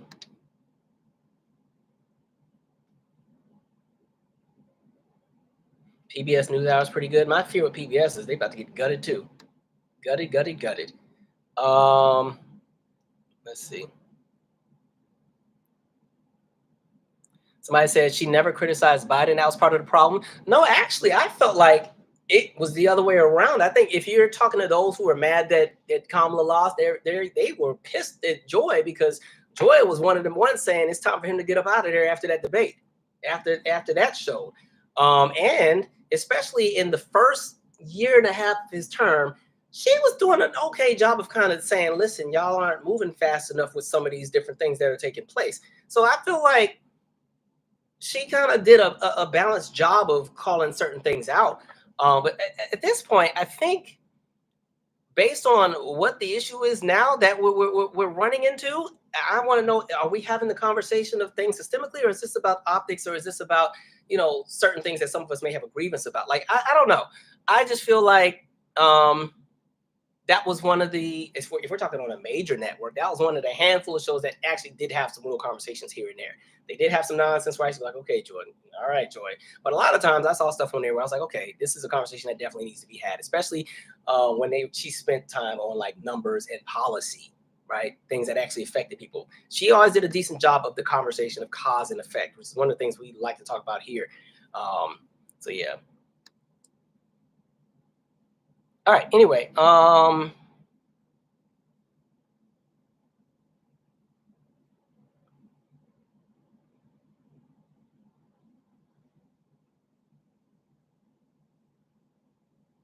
Let's see. Michael Steele, I'm good on. He was doing some nonsense for years, and now that he making sense, I guess. But all right. Um, yeah, oh, I saw Vivek is running for governor of Ohio. He will lose that. White people don't like him. He pissed them off.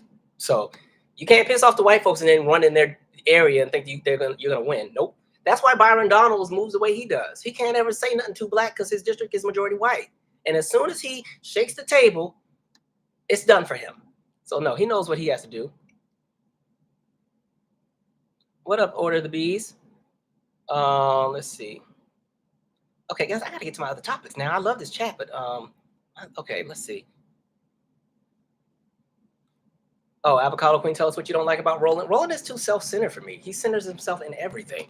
And then again, I think he can be on sometimes, and I do appreciate that a lot of times he will give voice to conversations that do not make the mainstream media. I will definitely give him that credit. But a lot of times he will sometimes be so full of himself that he will sometimes shut the voices down of other people who are literally trying to do the same thing, right? And so that makes me look very sideways at him. And then on top of that, sometimes he will play into the nonsense and invite people on the platform that don't need to be there. I'm like, why are you giving a voice to that nonsense? So there's a few things that I kind of side eye him about. But again, I'll give him the credit for at least having his own platform. That's his platform, and they a lot of times do talk about issues that matter. But I think sometimes there's some fluff up in there. And again, it's his platform. Folks might say, well, Calvin, you spend time talking about music at award shows, so be it. But I'm also not painting myself to be the voice of black politics. I'm just on here saying what's on my mind. That's why the thing is called Let's Chat. We chatting. We just having conversation. This is the barbershop. This is the dinner table. This is the couch. All right. Marlon said, what are your thoughts on MAGA canceling Tom Hanks for playing MAGA support on SNL? I guess they're mad because he's not their white savior. Okay. They get mad or whatever, so be it. I don't think Tom Hanks cares. Let me see. And I was Piscean Beauty probably says it best. He said, I think Roland is old school. And I think that's what it is. There's kind of a generational disconnect because he's one of those people who will young man you. You know what I mean? Like I get that on this channel sometimes where somebody will try to like young man me, like I don't know what I'm talking about. That is annoying. And I've always said, in order for there to be any element of progress, there has to be cross-generational collaboration. And unfortunately, every generation thinks they know more than the last. And so sometimes we have people who refuse to kind of hear out other viewpoints or perspectives because it doesn't align with whatever their experience was when they experienced it. When you have people like that kind of shut things out, you date yourself, right? So even with the shifts and the differences between millennials and Gen Z, I am a millennial. Gen Z does do some things very differently for me, but I'm not gonna count them out and act like all of a sudden young kids, because we living through the same nonsense. We are both on the receiving end of the nonsense. The only difference is millennials, we starting to get some gray hairs. That's the only difference, right?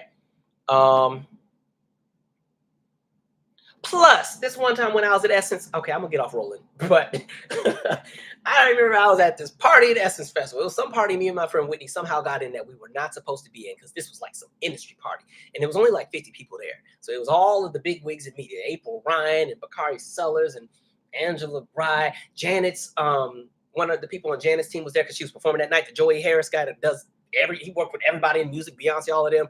All these different people were in there. Me and Whitney were like the only two regular people in there. And then they had an after party the next day that morning. So we were like, oh, we're gonna go back in, right? So we got there that morning. Roland came in and walked in. I'm here, he literally did this. I'm here, everyone. And I was like,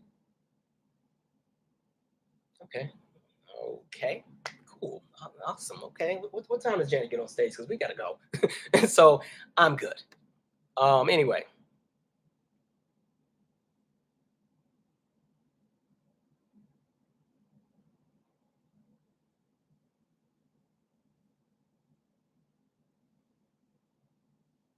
Somebody, yes, the chat is where it's at because y'all be having some good conversations up in here. I guess I really got to get to my other topics. Oh, okay. Please give these Black independent news shows on YouTube a chance. Try Revolutionary Blackout, Sabby Sabs, and Jamari Thomas. I think you'll appreciate their views and intellect. Thank you, Mimi, for sharing that with us. See, you can get all the scoop right in the chat, right?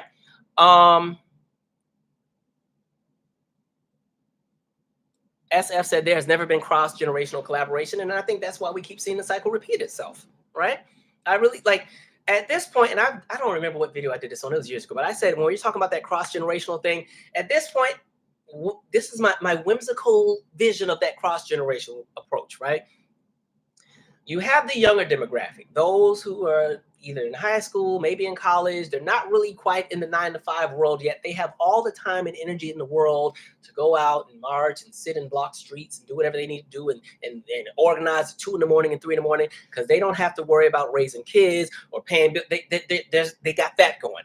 Then you got that next cohort. That's like that 25 to maybe 40-year-old range. The people who are actively kind of that large segment of the economy, right, as far as the workforce, but they have networks and they have connections. And because they just got out of that phase, they can give insight to what works and what doesn't, what we did before and what didn't work that first time and what worked this time. And this is how you guys should try that. And you kind of have that going. And because they are still young enough to speak the same language of those who are even younger, there's an understanding where that group of that 25 to 40 group can still be almost that orator for the next generation that's a little bit older, that comes from not even comes from long money, but has more financial stability because they've been in the workforce for so long. These are the ones that were fortunate to come out of an era with a pension or invested in Microsoft way back when, and now they're millionaires. Like the people that kind of have the money, that have the pool, that have the connections to people in media. These are the people that have the connections to people that sit on the boards of all these companies.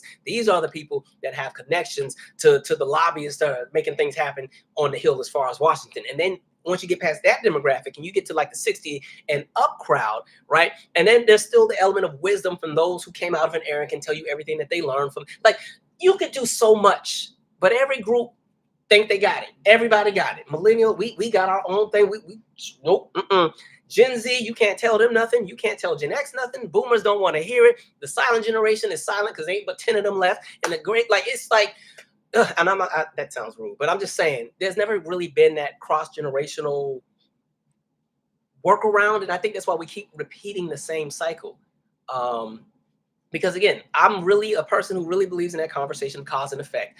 And had people really paid attention to politics, and I'm not talking about just getting it just now because you don't like whoever's in there, but just looking at what patterns we've seen with every administration, even if you just do cause and effect from the 60s to the modern era, that's more than enough insight to see how American politics has worked. And people won't even do that. But then people will make a platform with a knowledge base that only goes back to 2019 and want to sit on here and talk politics all day. I like, what? Okay, anyway.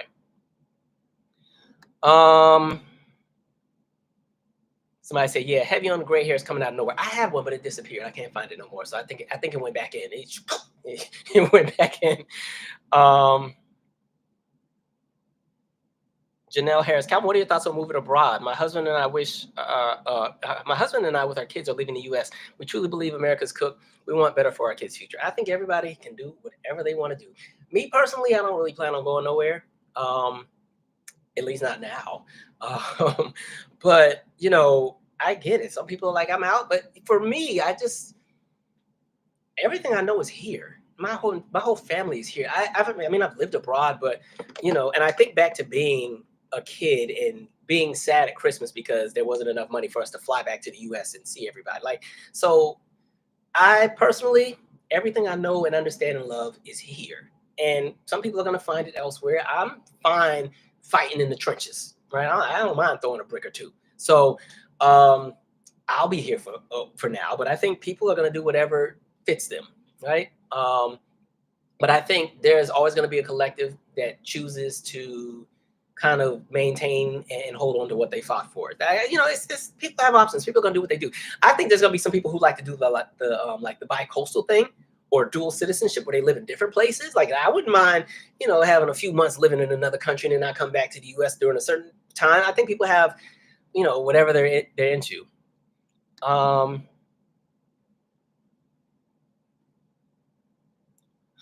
Let me see. Okay. All right, we got to move. I got other topics, I think. Do I?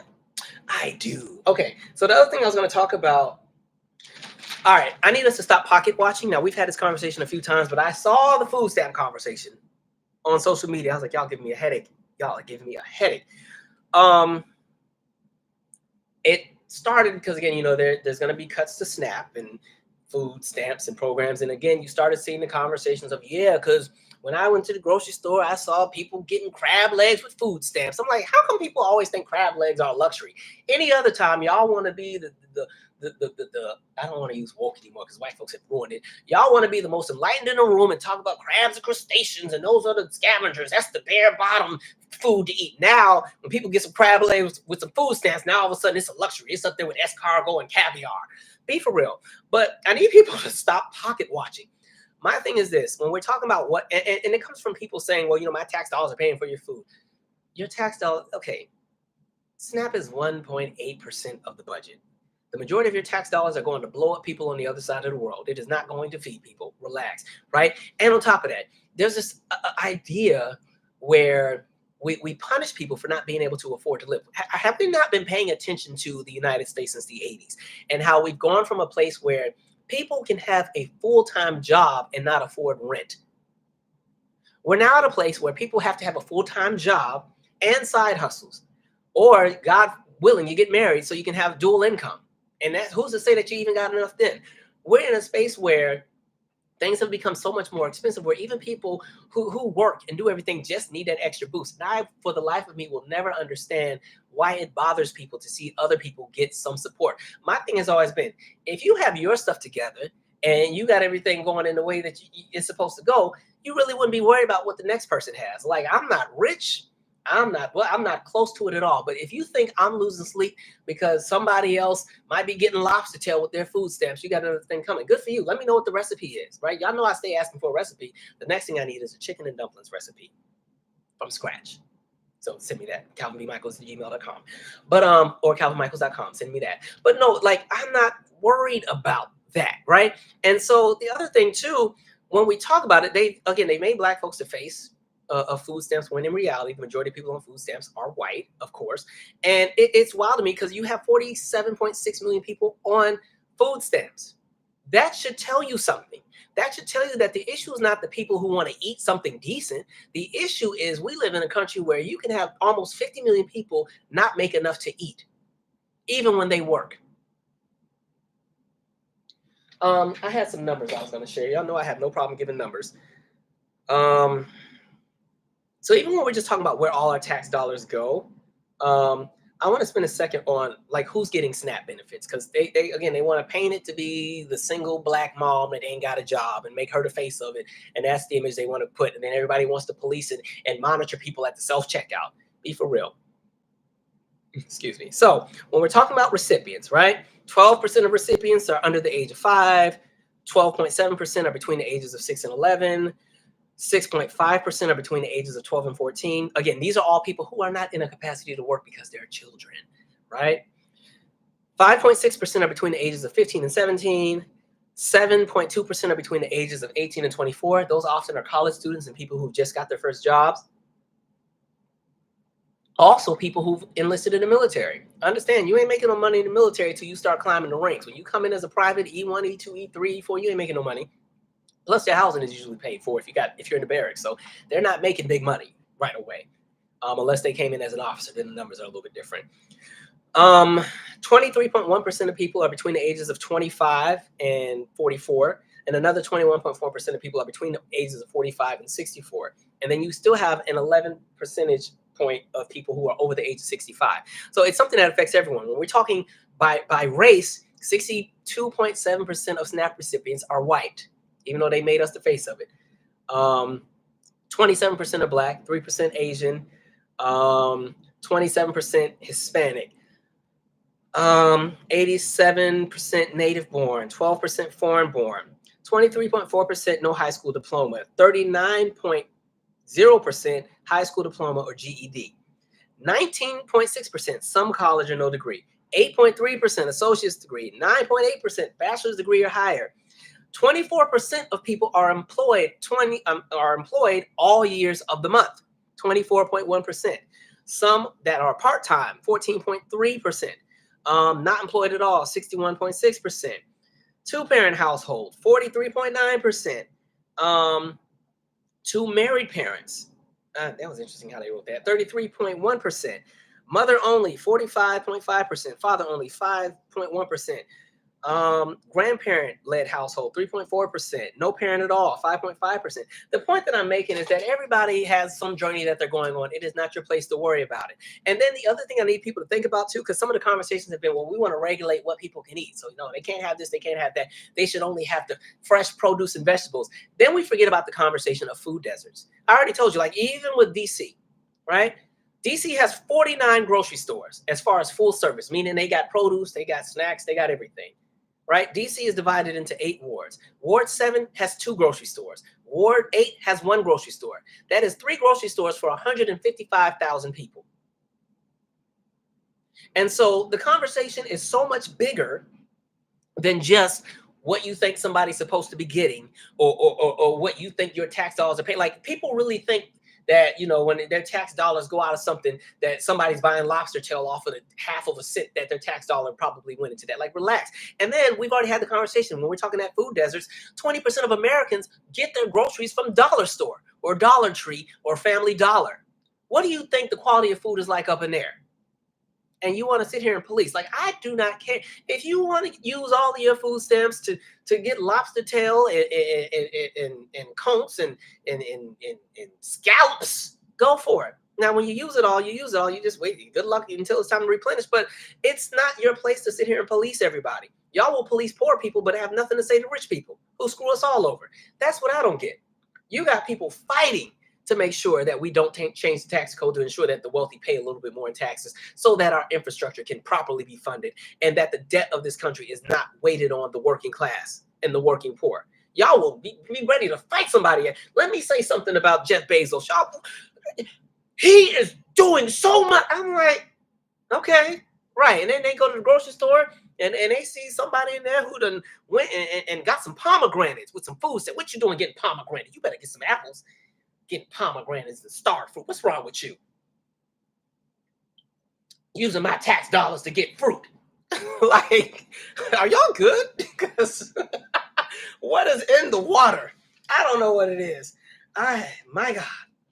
All right, I'm gonna take a break. Lord. Okay. Get pissed when they see somebody getting some lobster tail. Lord, what you did? And then lobster tail, and if you get lobster tail from the grocery store, it'd be this big, right? It ain't even worth the work that goes into it. Like, man. Thank you, Piscean Beauty. Bring that smoke to the billionaires. They the ones screwing us over. You fighting poor people for being poor. And then it's not even the people who are poor. You fighting people who have jobs, who are paying their bills and still don't make enough because housing is too expensive.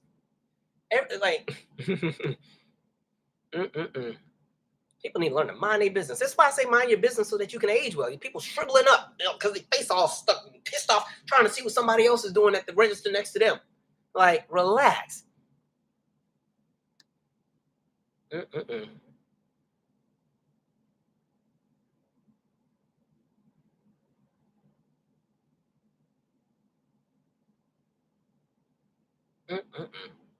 And you know what's funny too?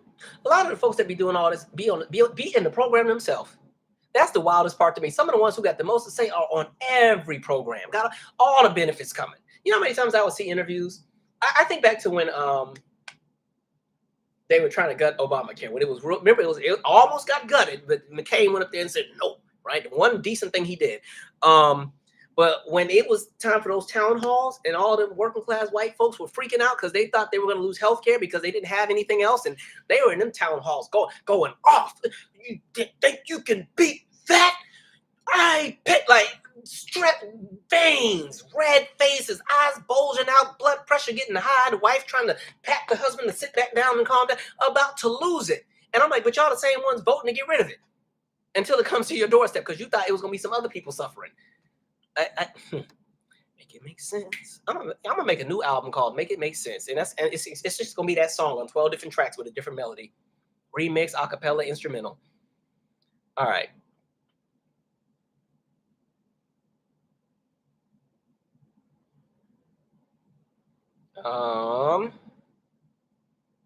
All them people getting free meals when the economy crashed during COVID. I mean, it was hot meals, all kind of stuff being given to everybody, and everybody was in them cars pulling up, getting all kind of meals on wheels. Now y'all want to be the food police. Sit down. Sit down. And somebody said, why are the middle class complaining about poor people when they could be asking the rich to pull more weight?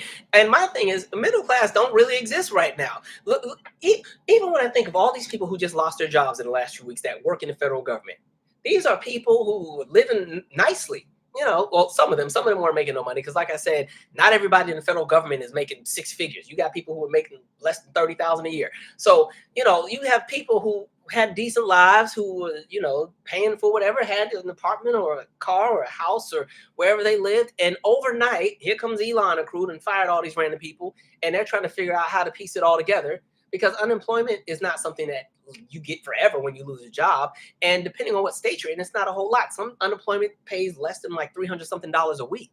So life is life, and for a lot of people, anything can change for anybody right now. Folks got to stop trying to think they're going to fight to be the anomaly. Fight to make the system fair for everybody. That's my politics. I'm trying to make sure everybody good, so we ain't got to worry about nobody else. But you got others who want to keep other people suppressed and beneath them, right? I think that's one of the reasons why you can never quite get a successful black and brown coalition, because no matter how much we all fight for these different things, people know that black people are the bottom caste in this country, and they see how we get treated. And they know that if things were to finally correct itself and we didn't have to be on the receiving end of the nonsense, they know that that means they're next. And so they would rather continue to let us stay where we're at and pretend that we're all good, and they'll fight to an extent. But when it gets down to the wire, when it gets down to check that box, and this will make things, sorry, you're my brother, but gotta take care of mine. So there we are. Somebody said Tamara's husband came after people with SNAP benefits. Tamara, good luck. Good luck in that marriage, because I ain't about to talk about whatever they got is what they got, because I don't know how you married a Fox News contributor, and this is one of the reasons when it comes to dating, I stay in-house, because I'm not about to sit here and have to fight with no white supremacist in bed. Like, what?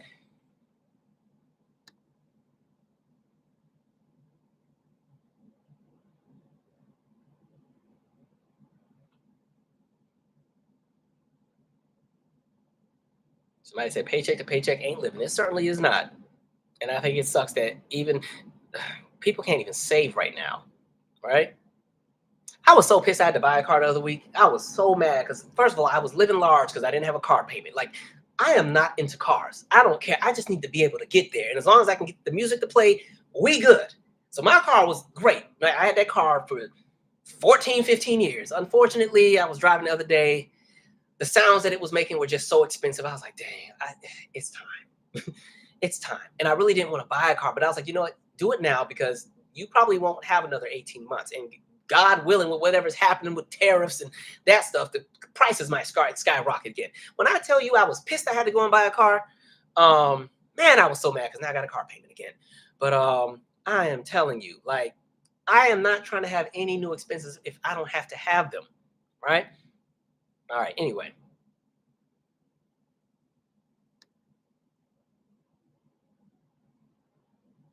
Most people can't afford their rent. Hell, rent is ridiculous. I already told y'all I'm moving up out of this MF as soon as this lease is up. I'm not spending this much on rent ever again. Like, F that. I'll just go ahead and buy something because they playing in my face. Absolutely not. And then it ain't but like 4 black people in this building. So everybody in here thinks I'm not supposed to be here. They look at you crazy when you're in the elevator. They don't speak, right? Mind you, this is me by myself. I'm paying for this. I'm looking at people on dual income, still broke, trying to look down on me. Like, be for real. But no, I'm over it. Like, nope. Look, this lease is almost up. I'm getting the F up out of here. Calvin, are you middle class? I guess so, but if I'm to put myself in middle class, I'm in middle class as long as things continue to work out, right? Let my 9 to 5 disappear. Ain't no more middle class no more. But I don't really think there's a middle class, because I don't think I'm living comfortably right now. I think I'm getting by. Right? I'm one of those people who come home from work and do more work in order to, make additional money on the side. So if we're talking the definition of like a middle class that existed in the 50s and 60s, absolutely not, because I don't think I can afford a house or a decent house with what I bring in this current era.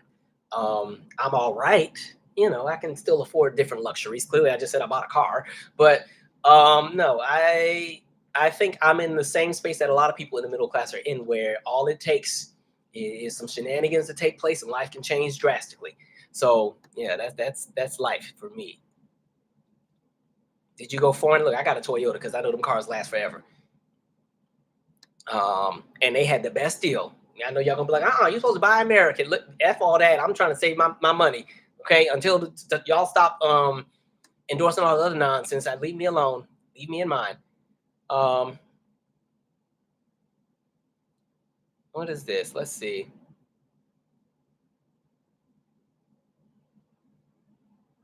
I think I covered the main piece. Okay. I think one or two more topics to cover, and then we can chop it up. I just want to make sure I'm not ignoring the comments here. Somebody said it's just sister now. In fact, it's sister. I don't like sister.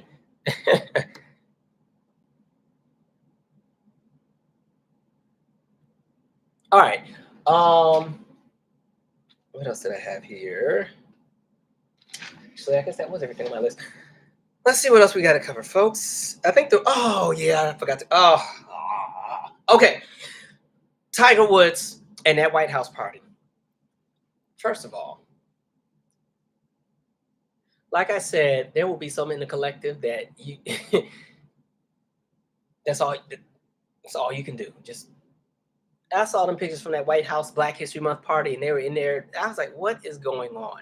The funniest thing to me now, and this is not to say that you just can't go to the White House depending on who's in office and so on. Because hell, I've been to the White House before. You know, I went to the White House Christmas dinner when Obama was in there, and met Obama a second time. Me and my kids was on TV with him, and you know, at one of the well, he wasn't president no more. We were on the Today Show some years back. But anyway, we're in a different time where this is not even a conversation of Democrats and Republicans. In the same day where we watched the 1890s scholarship get rescinded and yanked, where you had all these Black students at HBCUs lose their scholarships at the hand of this administration, where you saw the cutbacks on protections for those 500,000 Haitians, as far as their protection status in the country, you saw that get rescinded. We saw CQ Brown get fired. We saw all these different things happening. You got all these Negroes at the White House who are all Black conservative MAGA folks in here partying and getting down and pretending that Black folks are winning. I saw one that had the post talking about Black excellence. I was like, what is the excellence that we're celebrating here? I'm lost. Y'all in here doing electric slide and they gutting any and everything. Literally, especially the girl that goes to Florida A&M. I'm like, your actual classmates, some of your classmates are getting sent home while you in here partying. And then I was like, if this is not the most orchestrated little setup. Now, we know both parties pander to Black folks, but it's one thing when one party is actively just dismantling every protection a group has had in their face, in real time, as the party's happening. Then y'all go and get Tiger Woods. I said, who? You know, they brought out Tiger coming out there looking all sickly and tired, bags way down here under the nose. And I was like, Tiger, now, when I was little, I remember you almost cussed us out when we celebrated you winning. Everybody was like, oh, Tiger won the PGA match. Oh, that's the first play. Everybody was happy because golf was never something we got to be a part of. It was excited. Okay, we're finally getting some legs up in here. It's been a while. And he couldn't wait to tell us, hey, I'm not Black. I'm not Black. That's offensive to the other side of my heritage and my lineage. And okay, fine. He told us for years he was Cabal-Asian. Sure, enjoy it. Okay, you go ahead and be that, right? Fine. I will not force you to be in the collective. Good luck, right? And so he went all those years, made all that money, and kept reminding us, even though he had that Black ass father, but kept telling us he was not one of us. Fine. Okay, if you don't want to be in the collective, it's fine with me. Get out the way. We know where you stand. Now, out of nowhere, when we get the racist Klan member that was endorsed by David Duke, that has the Nazis rallying behind him, that has all of the worst and the lowest of low people in charge right now, where we have Black people losing jobs in the federal government, losing their scholarships, HBCUs, God say a prayer for them right now. And then he shows up to be the voice of Black. I was like, what? Where did you come from? No, you don't get to show up and start speaking on my behalf. Like, nope.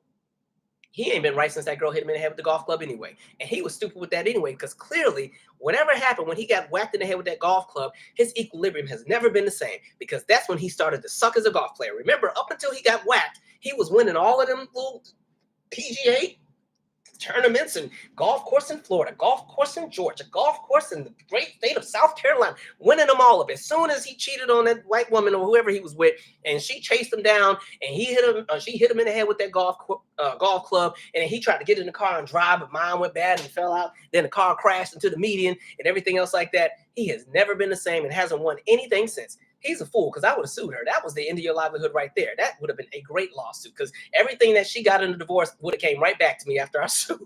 But priorities. So I don't know what was going on over there, but it was like you saw all of the people who have been in the way of any element of Black progress over there trying to speak on our behalf and acting like all was well. When I saw Kodak Black, I was like, oh, the rapist that got pardoned, and that's the only reason he's not in jail.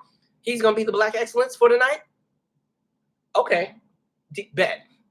Then I saw, I don't know his name. It's the guy, he got like the hazel eyes. I only know him because every time I see him, he's trying to tap dance for a white appreciation certificate. It's the guy where he's on the plane and he'll wear the t-shirt that says like, you know, F Joe Biden or something crazy. And he's like sitting there smiling, waiting for all the white people to give him an acknowledgement. Him, you got him there. There's that fool Terrence. I forgot his last name. He's the one that wants to buy the Millhouse pancakes, folks. Remember, it was Aunt Janima, and then it switched over to something Mill. I said Millhouse. That's The Simpsons. I don't know, whatever the thing is. Whatever Aunt Jemima is now, Aunt Jemima, he wants to buy that and do that. But that fool, he the reason freaking Herman Cain died. Telling Herman Cain, yeah, come on to the rally with me. He was the main one at that rally when COVID was still a thing, and he hit the phone because he got to make it look like he's having a good time. You know, they were playing Cheryl Lynn Encore at the time. So he was dancing with the phone. He was making sure he got Herman Cain in the background. And then Herman Cain died a week later, right? You done brought that old man out there, knowing he shouldn't have been there when COVID was spreading, right? And so you got him out there. All these fools out here, hey, and I'm like, I'm so lost. If this were, let's say this was 2013, and let's say Obama lost and Romney had won, I would have still side-eyed everybody who was there. But Romney, you know, he wasn't going to be that great for a lot of people. Romney would have not been actively trying to dismantle the entire country for a payout. Orange Man and crew are currently doing that. So why are you even fools? And then the biggest point was they're like, yeah, they were trying to say we couldn't get in the White House, but look, we're here. And I said, but that wasn't it. That's just the dinner. When I went to the White House Christmas dinner, I knew it was just a dinner. It wasn't anything revolutionary. I didn't come on here and tell y'all Black excellence is in the room. I'm eating shrimp with the Obamas. Because first of all, the party was too big. The Obamas, there was two parties at a time. I was at the peasant party. The Obamas were upstairs, and I remember this vividly because Beyonce was in town because she was doing 3 nights during the Miss Carter tour, and I had tickets to the 3rd night. So she was upstairs. Jay-Z was upstairs. Ty Hunter, the guy that used to do her makeup and stuff, he was at my party downstairs. He was in the peasant party with the rest of us. I was like, what's he doing down here? I know him. I see him on like the music forums, right? And so at our party, the Obamas didn't come downstairs. You know, we was in there, like hundreds of us in there. I was making friends with the people serving the food because I'm not going to lie, that food was so good. It was great. It was wonderful. Then the Obamas came down for like 2 minutes, right? Came and they had everybody kind of line up along the velvet rope, and they came around and shook a few hands. And if you would have saw the way people were running to try to get to them, I knew I probably wasn't going to get to shake nobody's hand. So I just went to the end of the door where I knew they'd have to go out. And the only reason why I love me some Michelle is because Michelle was coming down. She saw all the people fighting and clawing. I was maybe one of like 10 Black people in this whole party, right? Because I was somebody's +1. And I watched Michelle lock eyes with me and come straight to me. And hey, baby, how you doing? And mind you, I was like 20. How old was I? When was that? That was 2013. I was like 25, I think. Oh, I was melting because I loved Michelle at the time, right? Love me some Michelle. Like that was that. But I didn't. I knew that it was just a dinner, and that was it. Now they're sitting here doing this thing where they like to give, and we just had this conversation about symbolism. They're giving you the symbolism nuggets that we've talked about, where, yeah, we're going to screw you over, but we're going to give you the symbolism. So the symbolism will be the party. And again, both parties do this all the time. But right now we're watching one party actively dismantle the country, right? And so I was like, y'all in here over the symbolism nuggets and trying to make all these statements. And yeah, Black folks, we done moved up. Oh, and they had the Chick-fil-A girl. Remember when Trump did the pop-up on Chick-fil-A? at Clark Atlanta, and they tried to pretend it was a random pop-up, and then the girl came out there, yeah, because nobody did more for HBCUs than you, Mr. Trump. And I'm sitting here watching like, this is staged. Because first of all, the president doesn't just get to show up nowhere. Because first of all, and as somebody who lives in DC and has watched presidents come to different events, you get noticed weeks before, sometimes days before. I think that when we, let me think, when we got to do the Obama TV thing, I think I had about a few days to make magic happen. And that magic was having to get everybody's ID that was going to get to go, having to get stuff cleared, names, addresses, all that other crap and stuff like that, background checks, so on and so forth. You had to have this really strict list of people that you were bringing, because I was taking the kids. I couldn't swap the kids once they were in the system, so nobody could be sick that day. I told you, if you, I don't care what you got, you are coming. Like, well, actually, I don't know if I said that. COVID was still kind of a thing. But anyway, they have so many things that they make sure are secure. We were in the woods, right? Because this was in promotion for some documentary he had about Mother Nature. And so we're literally at the woods. They had the woods sectioned off where there was a section of the woods, maybe the size of this apartment, that we can move around in. And we got checked so many times. And so it was like this long process. We had to be there like 5 o'clock, and he wasn't even going to be there till like 10.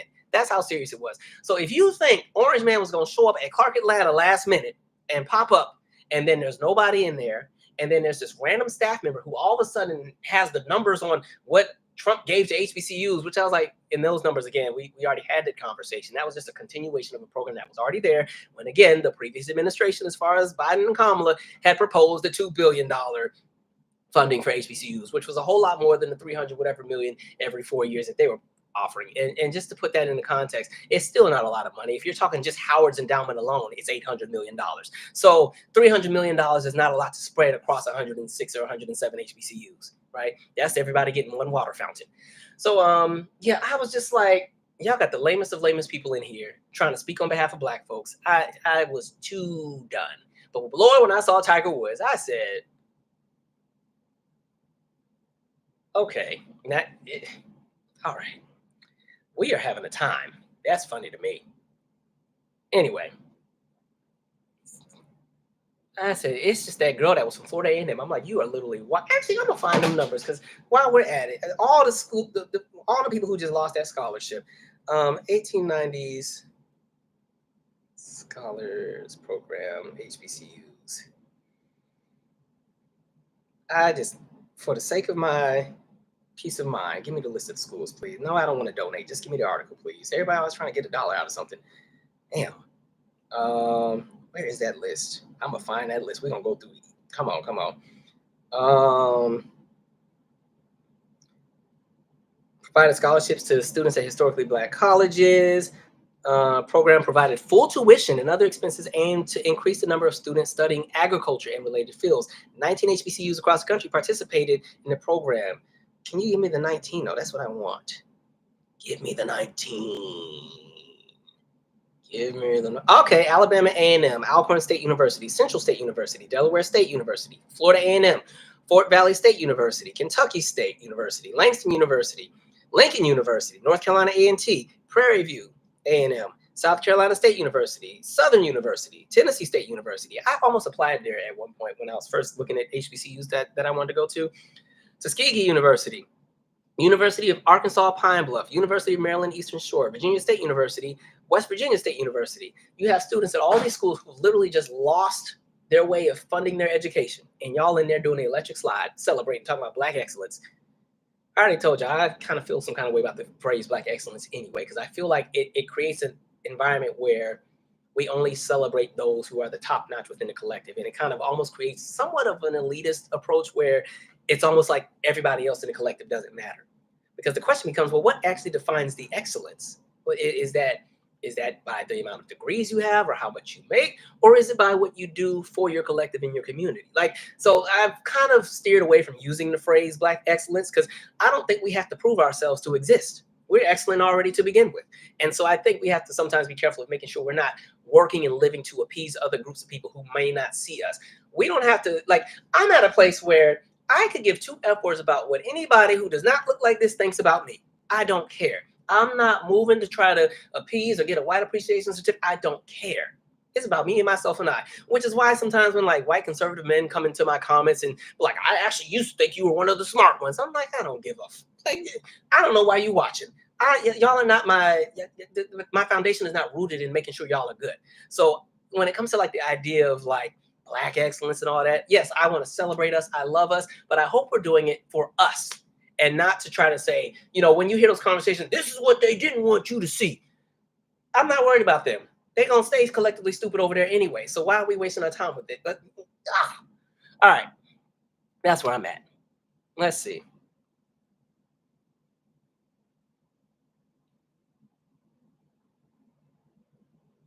Mystery of Seven said middle class is now non-existent.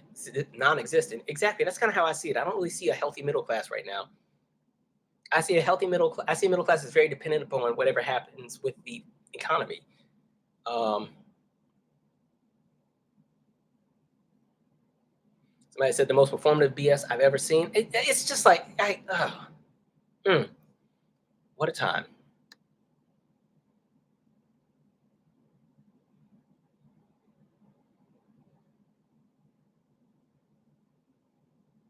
Somebody said Tiger Woods is part black and part Asian. Yeah, his mom was Asian and his dad was black. And my thing is, yeah, you can celebrate both sides, but how do you get pissed off at one side wanting to celebrate you? Listen, if I was black and Samoan or whatever, and the Samoans were like, oh, we want to celebrate you, thank you. I'm going to come to the awards, so thank you so much. And then the black folks are like, hey, we want to celebrate with you. Thank you. I'm going to come and, yeah.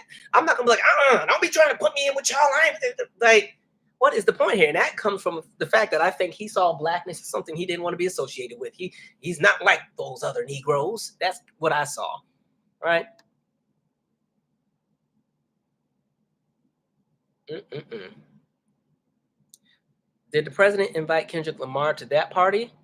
I don't know if you're talking about the party I was at or that one that we're talking about. I'm not sure. Thank you, Regina Harden. Did you see the one black?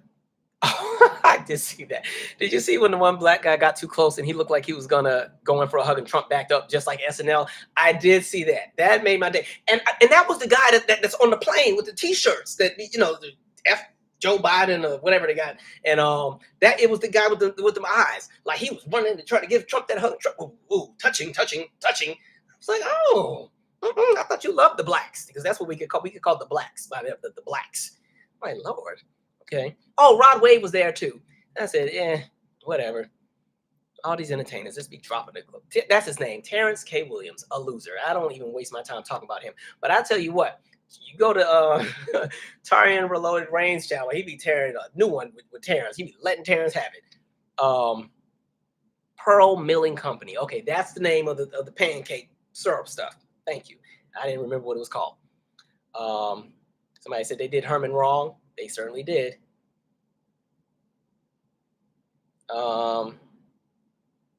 Did I chat about Kanye and who's Yanaki? Oh, Kanye. Oh, his spouse. Sorry. I'm past it. Sorry, Kanye. I'm checked out. I don't care. Good luck.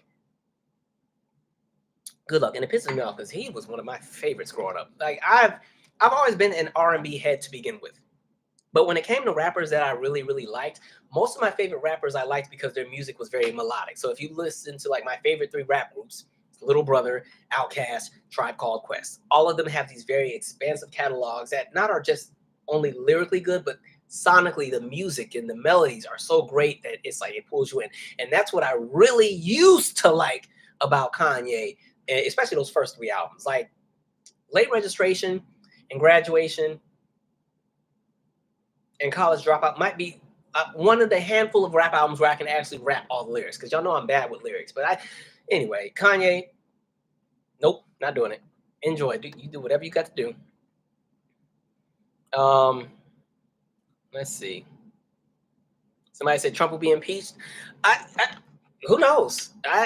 Anything can happen. I will say one of the bright sides is that you have some House elections that are coming. 2 in Florida, 1 in New York. That's enough to flip the House. Now, I don't know if voters are going to really move and do what would need to be done, but we'll see. But that would be a start because now you have somewhat of a buffer.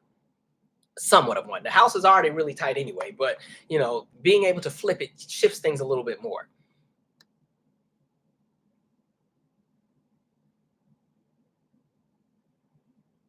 Um,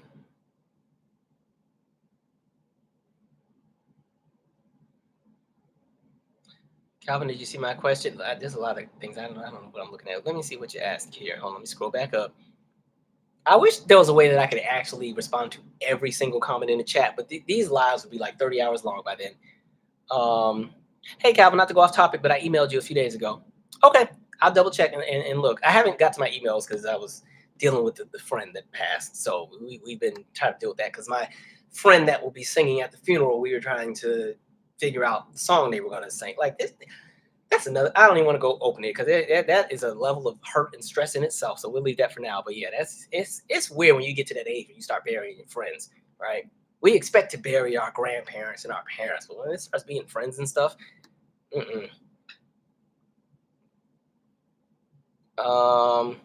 Calvin's 37. I am not 37. Don't put that on me. I ain't 37 yet, but I'm getting close to it. I am not 37. I am an 88 baby. All right. Okay. I think those are the NAACP Awards. I did not get to watch. The other thing I was doing, like I told y'all, I've been working on the next Music Talks episode, which is the story of New Jack Swing. And so I've been kind of really working on that too. But I did get to see some of the snippets on social media this morning. Keke Palmer is hilarious. That clip of her randomly singing whatever that song is from Wicked to Sent It, that mess had me rolling. I probably watched that like 6 times because that was just too funny because the way she just had that ready on deck and I mean hit that note full vibrato, bottom in the voice. I was like, go on, Keke. That kind of reminded me of like that clip of Natalie Cole and Whitney Houston at the AMAs back in '92. That's exactly what it reminded me of when Natalie was like, normally I'm always in the category with Whitney and I always lose, but I got you this time. And then it pans to Whitney. When he's like, I like seeing black folks have a good time. And I thought it was funny, that clip of Kerry Washington, who, she just won some award. And as she's leaving and they're playing the going away music and she comes back because she's like, wait, I forgot to thank Tyler Perry. And she's getting ready to start in the crowd. Like, you already did. She's like, oh, okay. And went back. I said, we can be so funny sometimes. I didn't get a chance to watch, so I don't know who won what. I didn't get to see none of the performances, but I'm sure it was a great time. Yeah, let's see. Oh, that's the other thing too. So then, even with these flights that keep falling out of the sky and stuff, I saw that Delta was offering all the passengers $30,000 for their experience. Now, this doesn't. I don't know what the fine print is, but from what I've seen so far, there's nothing saying that if they take the 30,000, they can't sue. I haven't seen any of that language yet, but I will say 30,000 is not enough. The anxiety I got just from seeing the clip, right? All I saw was just the plane upside down and people climbing out. I was like, oh, hell no, Lord. Right? It's something about seeing the plane upside down and then seeing the logo of the airline. When like Delta is like my go-to airline. Delta and Alaska are my two favorite. Well, Alaska's my favorite. I do Delta a lot because Delta's more so on this side. But Alaska Airlines has always been one of my favorite airlines to fly. Southwest is all right. I see they're laying off some people, so I'm praying it does not affect the flight I have in like a week. But that is wild to me. And I don't think 30,000 would be enough. That doesn't even pay for the therapy. Because can you imagine, right? First of all, when you're on a plane, if you're somebody like me who does not like flying, normally as soon as them wheels touch the ground, I'm like, okay, we good. We made it. All right. So imagine the wheels touch the ground and you doing and then the plane flip over. Like, what? Man, and look, this is why they tell you keep them seatbelts on, because at this point, anybody who would have not had a seatbelt on probably would have been dead, right? It's a miracle that everybody made it out. And it's a miracle that they were able to get to the plane fast enough before it exploded, because that was wild to me. So I am so glad that everybody made it out. Kudos to that flight attendant crew and everybody who did whatever they needed to do to make sure that everybody got off that plane safely, because that is some scary mess to be in. I can't imagine, but 30,000 ain't enough. You're going to have to be ready. It's going to be some class action, multi-million-dollar lawsuits coming. That is wild. My guess is, I guess it was what, they just slipped on the runway because of the ice? Yeah, that was scary. Like, man, I was like, I'm gonna just start walking everywhere. All right, I'm about to be like Forrest Gump. Y'all gonna see me with a long beard after 8 months. When they're like, "Where's Calvin?" Like, Calvin was trying to go to LA to visit his grandpa, so he walked there. And it just took him a long time to get there. All right.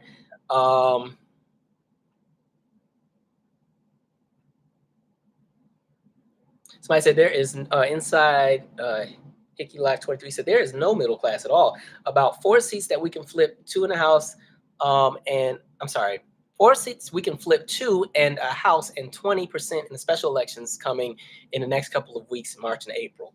Okay, thank you for sharing that. But yeah, like we were saying, there's some houses that can, or some seats that can flip. So it's like, I hope people are in those areas, in those districts, are organizing and going door to door and getting people to hit the wake up call. So I hope that there are some people who are tired of the nonsense and use some common sense. Somebody said, didn't he also have some surgeries and meds too? I don't know who's that about, because that could be about Kanye, because I know he had liposuction. That could be about Tiger, because I'm sure he was on some meds after getting whacked by the golf club. That could be about Elon. We know he done went and yanked and tugged on that face. So I don't know who it's about. But somebody did go to the doctor. One of them three did.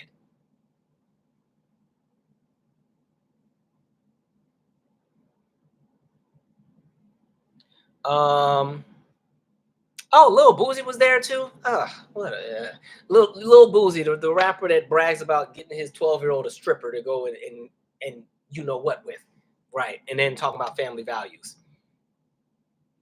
Family values.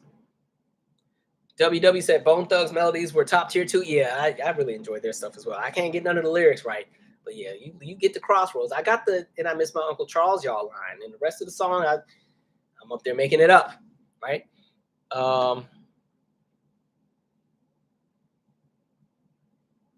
Somebody said, "Ooh, okay." So I think that's all my big topics. So we'll they say y'all talk trash about Spirit Airlines, but they've never crashed. I flew Spirit for the first time last year. Where was I going? Where was I going? I don't remember where I went.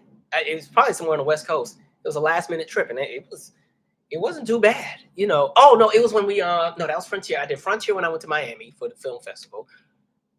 It might have been LA.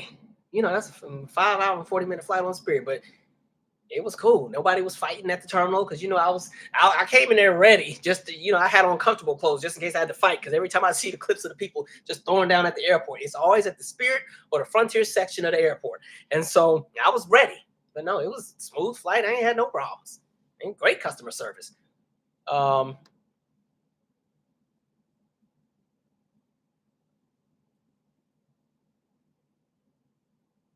Somebody said, what are they giving the flight crew? I don't know, but they better get every medal and award known to man. You better all kind of pinning ceremonies, because you know how hard it is to get people off of a plane. And we're upside down. You got people trying to get out of the seatbelts. You're gonna have a whole segment of the folks, probably myself included, who are freaking out, probably crying hysterically because they just saw the life flash before their eyes, and so they are almost at a point where they're in shock, where they can't do anything. I think I told y'all this one time when I was in college. We were going to Fuddruckers. There used to be a Fuddruckers in Gallery Place, right on the corner where they Capital One Cafe is, and we are walking to the Fuddruckers, and somebody got shot in the crosswalk as we were walking in the crosswalk, and everybody scattered and ran. My sheltered Spanaway, Washington, never seen somebody get shot. Well, no, I had seen somebody get shot before, but never seen somebody get shot before that close. Before I froze, just, you know how you have fight, flight, or freeze. I froze, and my friend today was like, "Negro, come on!" Like, I was, oh shoot, right? But anyway, getting all those people off the plane while upside down.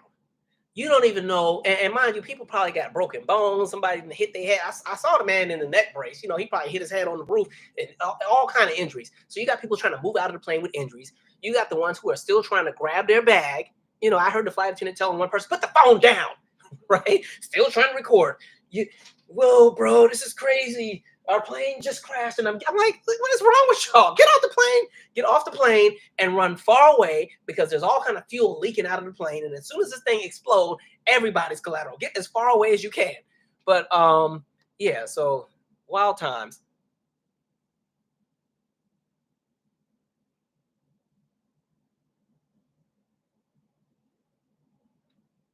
Let's see. Calvin Elon, the man with 13 kids and his last baby mama being a God, oh Lord, y'all dragging since 2014. Who is suing him now? Elon Musk, Mr. Family Values. Yeah, the guy that don't even want to pay child support.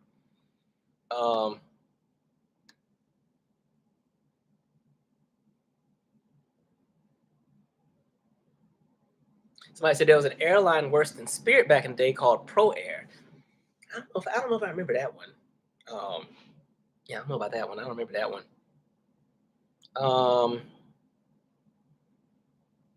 Somebody said, "Oh yeah, I used to love the Fud Records at Gallery Place. They're making a new one. They had opened some bar that literally stayed open for 1 week and closed. They're putting the Fud Records over there.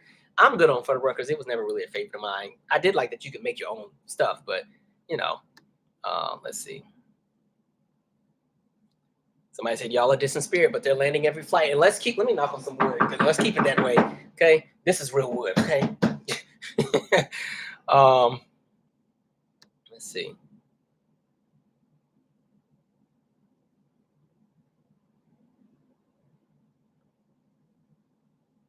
Did they get their luggage back? Ooh, I don't know. I don't know. That's a great question.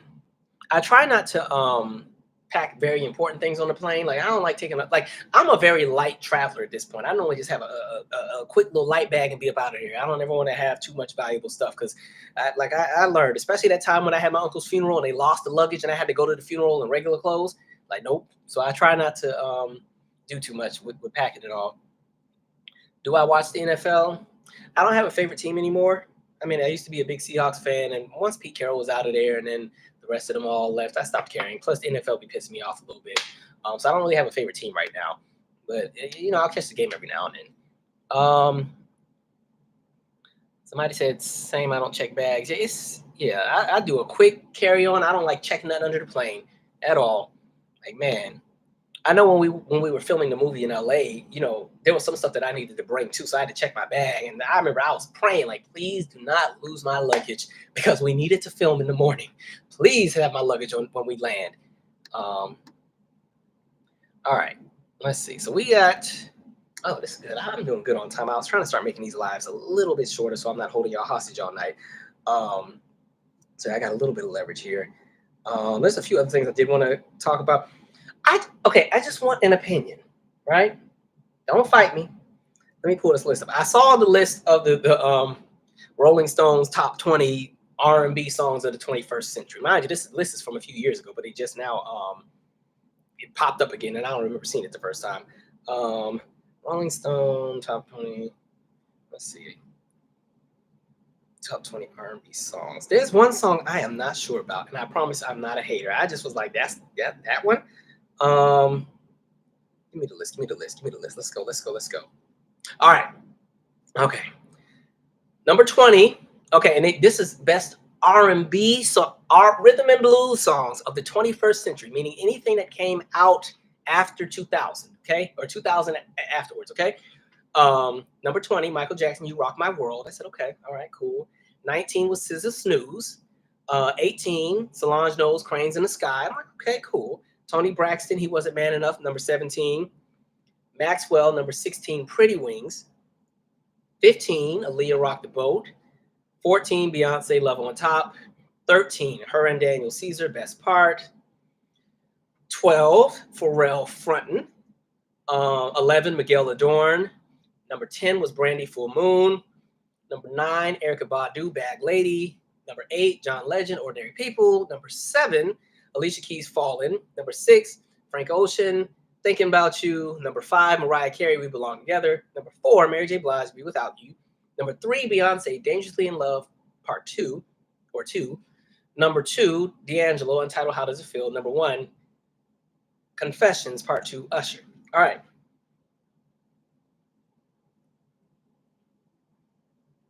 The one I'm unsure about.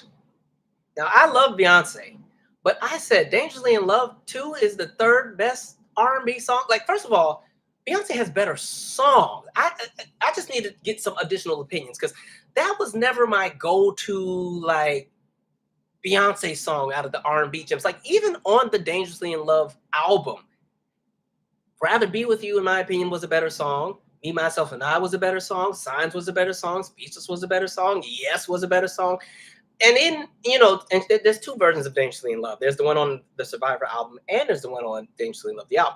Even on Survivor, to me, Emotions was the better song. If we're talking about these slow jams, I was like, Dangerously in Love, like, I thought they would have, Beyonce has so many other ones you could have chose. So I saw that and was like, it's sitting a little high. Like, I don't know about that one. So I want to hear y'all opinions on that, chat. I like the song. It's not a favorite.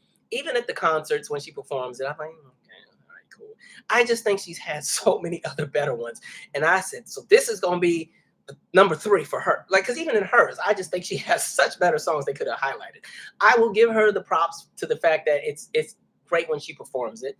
But I was just like, number 3, Dangerously in Love over, that's going to be over You Rock My World. Even Cranes in the Sky, I would put over Dangerously in Love. I would put, I'll go down exactly everything that I would put in front of Dangerously in Love. And this is not y'all know I like B, but I'm just saying this song had me lost. Because I agree with Love on Top being on there. I would have put Love on Top in front of Dangerously in Love just for the vocal delivery alone. I would have put Cranes in the Sky, He Wasn't Man Enough, You Rock My World, Bag Lady, Be Without You. I would have put all those in front of it. Even Rock the Boat, those all would have been in front of Dangerously in Love if this was my list. I'm just saying. I don't know. Interesting. But again, it's Rolling Stone. This is the same publication that said Lady of My Life is the worst song on Thriller when The Girl Is Mine was right there. I was lost when I saw that list. I said, what kind of... And mind you, there were other songs that were missing. Like, I was waiting for, like, the, Fantasia. If it wasn't going to be When I See You, I just knew Free Yourself was going to be on there. I knew Keisha Cole, Love might have been on there. Like, Life Jennings Must Be Nice something. I was like, okay, this is a list here. Interesting. To each his own. Let me see what y'all are saying.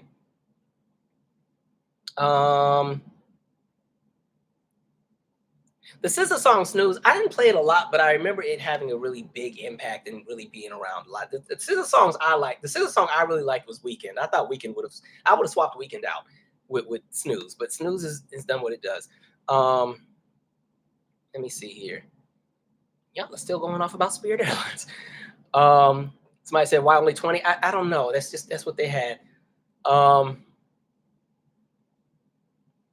Damn, y'all didn't like Rock the Boat? What's wrong with Rock the Boat? We was rocking the boat. Lord. Okay. Well, they couldn't do Toni Braxton Unbreak My Heart because they were talking about the 21st century. So different century. Let's see. Damn, y'all didn't even like Brandy Full Moon, the song? Damn, y'all, this is a tough crowd here. Okay. Okay, see, somebody's on my pick. I would have said I Can Take Me, Myself, and I. Like me, I still be playing that one like it just came out, right? I'd be feeling that one. And then somebody said, why was it above We Belong Together? And honestly, I'm wondering if I would have moved We Belong Together to a pop list. It's an R&B song, but yeah, I'll leave it. It can stay. It can stay. But yeah, I don't know what they were doing here. Dangerously in Love, I've just never been crazy over. Even when I was looking at the clips of the Renaissance tour and she opened it and came out the floor with it, I was like, see, I would have been getting popcorn. Like, I need Beyonce to come out with the pyrotechnics and she need to be up there busting and thrusting. I don't want Dangerously in Love to open the show. But yeah. Dang. No, Mary J. Blige is on the list. Be Without You, I think, was number 4. And I think Be Without You was exactly where it was supposed to be. That Be Without You did its job. That was a good one.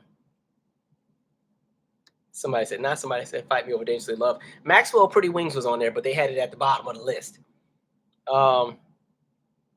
Let's see. Okay, I don't need y'all to whack Beyonce now. I was just saying I didn't like that specific song. I just need other options. That girl got like how many albums? Lots of choices. And you can't tell me Dangerously in Love was the best one as far as the song out of everything on there. Oh, thank you, Brown. I was going to say that too. Pharrell Frontin'.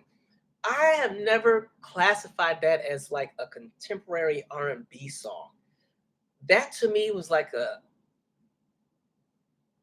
pop R&B hip hop crossover kind of track. It definitely belongs on some kind of list, but I don't know if that was the right list for it. It would have been like if they would have put Janet All For You, the song, on that list. I would have said that should have been moved to pop, right? Lauryn Hill had missed the cutoff because all of that was 98, 99. So she wouldn't have made that list. Somebody said, congrats to Brandy on 30 years since the first album. Yeah, I love it when they're still in the game. Look, y'all should go back and watch my So What Happened, Brandy, while we're at it. Somebody said, had to be a typo. They meant Drunken Love. Nope, Drunken Love wasn't on the list. Maxwell Fortunate should have been on there above Pretty Wings. I actually like Fortunate better, but Fortunate came out in like 98, 99. It was on the Life soundtrack. So that kind of cancels it out. Anything before 2000 wasn't going to make it on the list. I might have even put, no, I'd still put Pretty Wings over Bad Habits, but yeah. Let's see. No Lettucey, right? Lettucey, if a Lettucey song would make the list, I would have put In the Morning on the list, or I Blame You. See, I want a separate list. They need to make a separate list of like the adult R&B songs, or what they call urban AC. All the songs you hear on the radio station your mama be playing when she go to work. Like they need their own list, because that would finally give some room to all the neo soul acts. Because I was like, where was Jill Scott Long Walk? I just knew that was gonna be on the list. Exactly. See, Leah Marie, we're on the same page. They're gonna have to just get their own list. Let's see.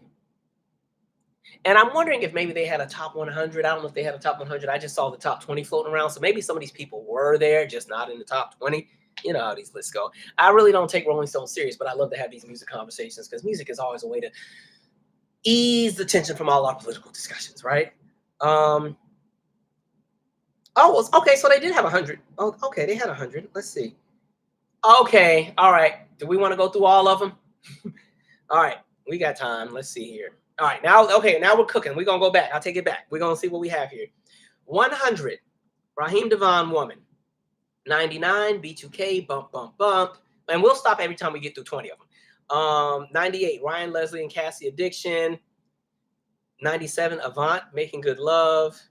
96. Thames, Free Mind. 95. Tank, Please Don't Go. 94. Jeremiah featuring J. Cole. Plane. Oh, is that Plane? I don't remember. Do I know that? I don't know if I remember that one. Planes, Plans, whatever that was. 93. Brent Faiyaz, Jackie Brown. I don't know that one either. I know that's one of the new ones. 92. Guapole, Closer. Actually, we'll do it every 10. 91. Khalid, On the Way. I do remember that song. Khalid and Black and Ty Dolla $ign. And number 90. Bobby Valentino, Slow Down. Okay, let's just go through them 10 real quick. Let me see what y'all are saying.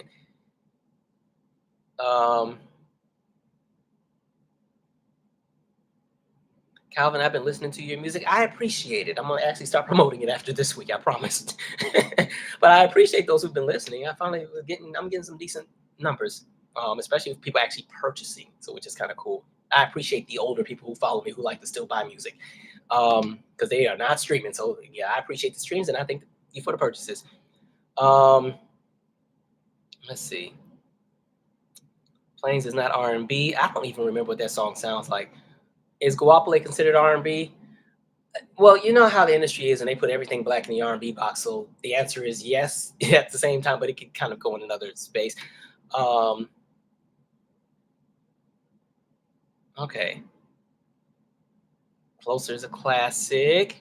Addiction was not really R&B. That's kind of like pop, experimental R&B-ish song. Good jam, but it wasn't when it came out. Close needs to be in top 10. Okay, let's go to the next set. All right. 89, 3LW, No More. Baby, I'ma do right. All right. 88, Lucky Day, Roll Some More. I know that song. 87, Summer Walker, Girls Need Love. 86, 112, Peaches and Cream. 85, LMA, Boot Up. 84, Babyface and Toni Braxton, Hurt You. Again, all these are 21st century, by the way, because somebody can be like, why they didn't have Give You My Heart? 83, Lloyd, You. 82, Drake, Marvin's. See, y'all gonna piss me off. Drake is not an R&B. Okay. 81, Foreign Exchange, Take Off the Blues. I do like them as an act. Number 80, Sharon Jones and Adapt Kings, How Long Do I Have to Wait for You? All right, let's see what we got here.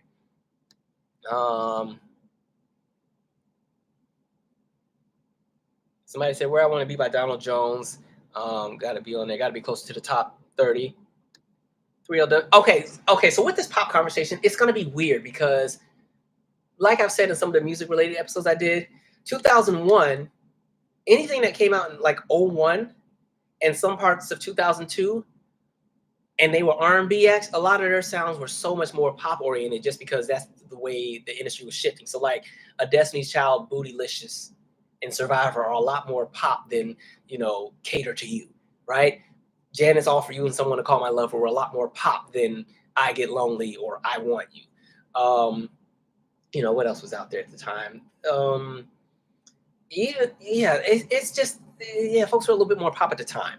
So it's going to be interesting. Even Maya Free, I think that's actually 2000, but Free is a little bit more pop oriented, right? And then they're also R&B rooted. So it's going to be weird to kind of see how these all get classified, because R&B shifts and changes sounds through the different years as well.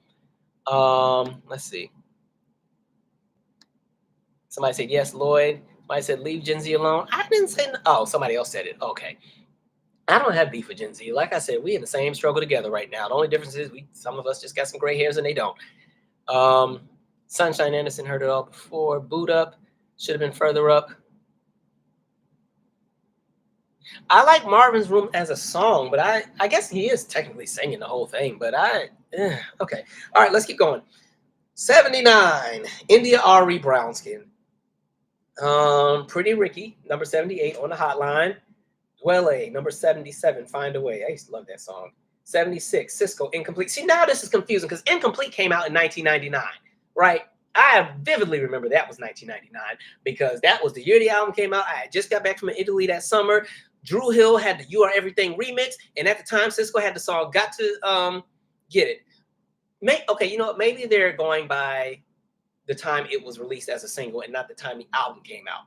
We'll go with that. So that should have been 2000. So 1999 must have been when the album came out. Single was out by 2000. I'll let it slide. I'll allow it. All right. 75, Janelle Monáe, Tightrope. 74, T-Pain, Buy You a Drink. 73, Bryson Tiller, Exchange. 72, Amy Winehouse, Tears Dry on Their Own. 71, Ray J, One Wish. All right, folks, let's see what we got here.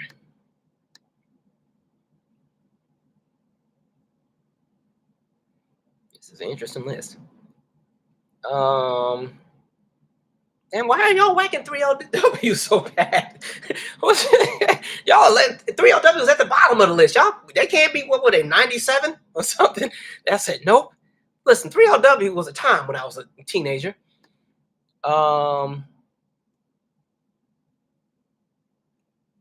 Let's see. I agree, S. Marty. Free by Mile was very 80s funk R&B coded. Yeah, we'll let it stay. I will take that. Jimmy Jam and Terry Lewis did a good job on that one anyway. Let's see. Incomplete came out in 2001. Oh, no, because 2001, he was already getting ready to release Unleash the Dragon, the other album, the one that didn't do good. Can I Live? Can I Breathe? Like, but actually, let's just pull it up. Let's see. Let's just, I don't want to be wrong. I don't want to be loud, strong, and wrong. So let me make sure I'm right before I come over here trying to be 10 toes down with my opinion. All right, Cisco. Okay, Unleash the Dragon. The album came out in it came out November of 99. This is why they just grandfathered it into 2000. Great.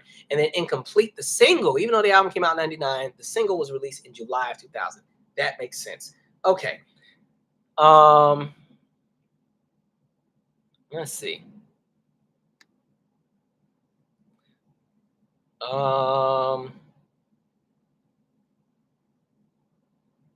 This needs to be a Spotify playlist. Somebody probably did make one. All right, let's go back and see who else we got.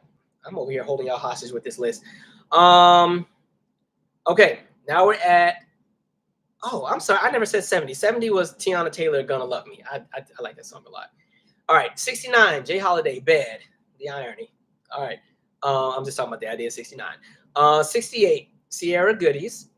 67, Ari Lennox, Whipped Cream. 66, Joe, I Want to Know. Y'all know that's one of my favorite songs. I did it for karaoke a few times. I actually did almost okay, right? You fight for your life a little bit towards the end because Joe got a range that I ain't got, but I did all right. 65, Outkast, Prototype.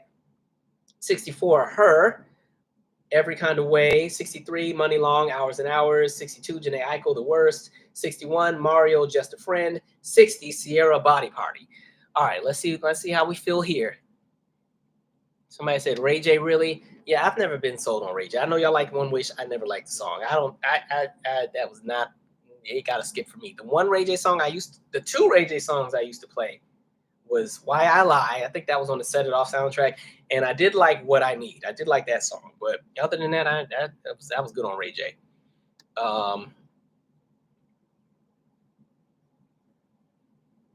Somebody said One Wish Should Be Higher.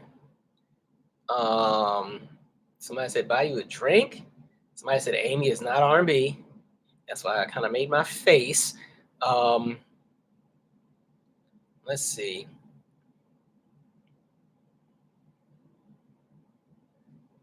Tears Dry on Their Own. I do like that song, and I like the song Best Friend from her. Because We Are Best Friends, right? And Valerie. I used to have a good time with that album. Somebody said yes to Joe and Mario. Yes to Craig David. He should make the list.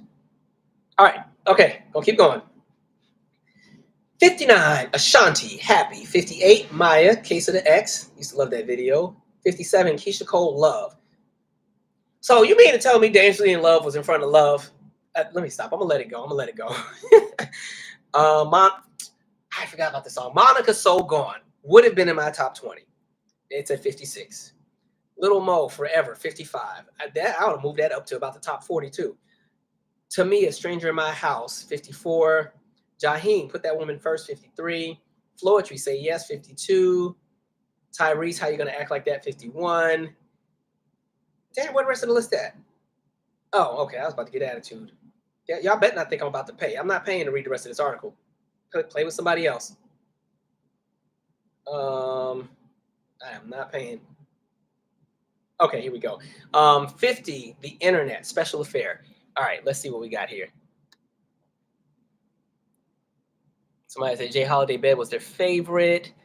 Joe, I Want to Know, love that song. Body Party, Mario. Mario got way better songs. What the F? Somebody said Corinne Bailey Ray Closer. That's one of my favorite songs. Yeah, I still remember that was a good 2010. Would I move to another state? Yes. Even though I love DC. DC has been good to me for almost 20 years. What's the criteria for the list? I'd have to go back and read the article and see what they're judging it on. I didn't read the top half. What list is this? This list is the top 100 R&B songs of the 21st century. Kim Zolciak, Tardy for the Party. We had our dance team use that one time. Okay, let's keep it going. Number 49. Okay, Jill Scott, Long Walk Home. I definitely would have moved that one up. That's a gem there. Every open mic night you go to, if they're not singing Long Walk Home, somebody's singing The Way Do You Love Me. Is It the Way? 48, Raphael Sadiq and D'Angelo Be Here. 47, Steve Lacy, Bad Habit. 46, Tweet, Oops Oh My. I would have swapped that with Smoking Cigarettes. D'Angelo and the Vanguard. Number 45, Really Love. Number 44, Childish Gambino, Redbone. Number 43, Jagged Edge, Let's Get Married. I might move that one up some. 42, The Weeknd, Wicked Games. 41, Neo So Sick. 40, Music Soul Child, Love. All right, let's see what we got here. I'd probably move The Weeknd a lot further down. The Weeknd don't even like being called R&B. Sherry Wine with Amy Winehouse and Nas. That was a great Nas album. The what is it? Everything Is Fine, Everything Is Good. That was a great album. That's the album that has Daughters on it. I just play that one out.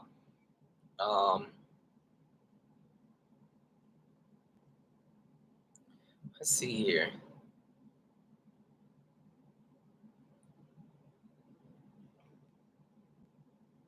Jasmine Sullivan isn't anywhere. She better be on. I know by the time we get through these next 30, Jasmine better be somewhere on this list. Do not play in Jasmine Sullivan's face. Long Walk Home. I'll take Hosier over The Weeknd. The Weeknd. Let's see. Coffee Brown After Party is a fun one. I like that song. Okay, where are we at? We're at number 39. Bilal Soul Sister. That was the first song I listened to when I bought the Wood soundtrack. No, is that the Wood? No, Love and Basketball soundtrack. That's a good one. Snow Alleghera, I Want You Around, 37. 36, Anthony Hamilton, The Point of It All. I love that song. It's a great one. Carl Thomas, 35, I Wish. Genuine, 34, Differences. Fantasia, When I See You, at 33. That is sitting real low. Real low, and I know about 3 songs in the top 20 that you could have swapped that out with. Amerie, One Thing, 32. Rihanna, Needed Me, 31. That wouldn't have even been on the list. I'm sorry. Rihanna has better songs that I never liked that song. Sorry. Actually, let me think. What does Rihanna have that I would have put there if I had it? What does she have, first of all? She's a lot more pop to me. Rihanna, what do you have? We'll come back to her later. The Dream, Falsetto. Oh, that was 30. Okay, let's see what we got here.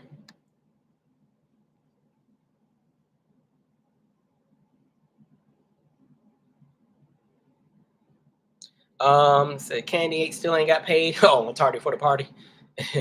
Yep, y'all kept saying Amerie, One Thing. She made the list. Somebody does not like Redbone on the list. Somebody said Neil should be higher.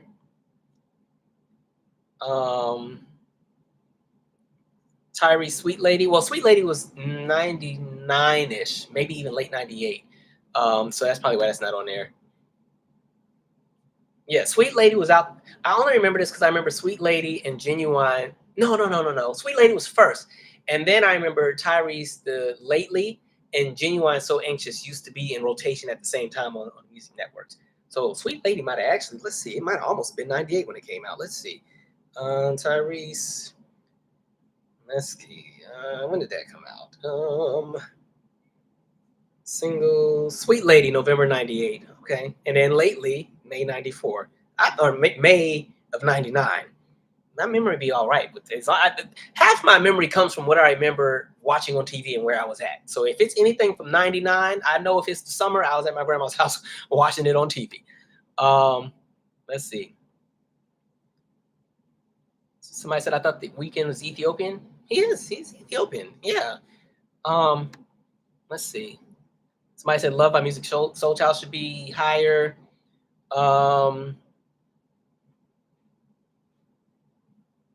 Let's see. When I See You should be higher. We Are King Hey. I like that album too. Very different. I used to play Carry On a lot, that song.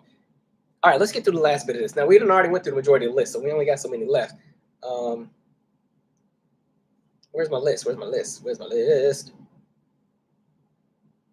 All right. 29, Silk Sonic, Leave the Door Open. Now, I like the song, but y'all ain't had to put it up that high. Y'all just, okay. 28, Chris Brown, Yo. 27, Beyonce, 1+1. 20. Okay, we finally got a Jasmine Sullivan, Pick Up Your Feelings, 26. Now, Excuse Me was not a single, but if I had to put a top Jasmine song, it would have been Excuse Me. Or even In Love with Another Man, that song. That was a really great one. 25, Usher, You Don't Have to Call. 24, Alicia Keys, You Don't Know My Name. I'm wondering if I would have swapped You Don't Know My Name with Fallen. Fallen made the top 10. I think it was like number 7. I like You Don't Know My Name more than Fallen, but I get it. Fallen had the bigger impact. Janet, All For You, 23. Like I said, I would have moved that more to a pop list as a song because to me it was very pop oriented. It had that 80s funk, had the sample of Change, Glow of Love, but when I think of that song, I think of pop. I don't think of R&B right away. Sir, John Redcorn, number 22. Destiny's Child, Cater to You, which is my favorite slow jam by them, number 21. I think Cater to You is a better song than Dangerously in Love. And then again, we already saw the top 20. Michael Jackson, You Rock My World. SZA, Snooze at 19. Solange, Cranes in the Sky at 18. Toni Braxton, He Wasn't Man Enough at 17. Maxwell, Pretty Wings at 16. Aaliyah, Rock the Boat at 15. Beyonce, Love on Top at 14. Her and Daniel Caesar, Best Part at 13. Pharrell, Frontin' at 12. Miguel Adorn at 11. Brandy, Full Moon at 10. Erykah Badu, Bag Lady at number 9. John Legend, Ordinary People at 8. Alicia Keys, Fallen at 7. Frank Ocean, Thinking About You. I think that one's sitting real high too. I ain't gonna lie. I like the song, but yeah, okay, all right. Was it really number 6?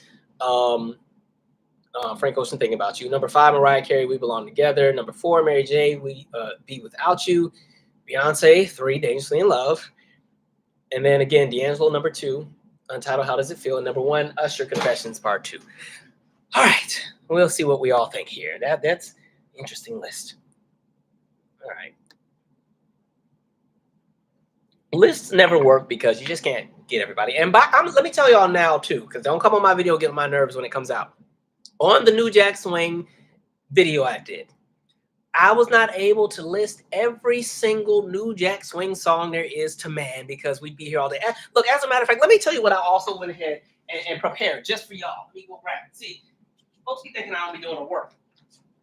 And this will come out with the video. It's not going to be in the video, but I made an entire document that goes by year of a lot of the pivotal songs that would have come out in New Jack Swing. So we got all these different years. Like if you look, there's all these, but by year, right? Now all these are not going to make the video because we'd be here for 50,000 years. So listen, when this New Jack Swing thing comes out and I have all these songs by year, do not come in the comments talking about you forgot this. It's too many. I'm covering songs from a period of 1985 to 1995, right? It's a lot. So everything is going to be on there. And I was even nice enough and added them to that playlist that I got. So if you already follow some of those playlists I have, that New Jack Swing House Party playlist I got, most of the songs in the video are in that playlist. I'm just telling y'all now. So when that video comes out, don't come on here talking about, oh, you forgot to put on TLC Bad By Myself. I used the singles. We chose singles that were out at the time. Okay, just telling y'all now because everybody finds a way to come and fight every time. Somebody, I think even on the Mariah, so what happened?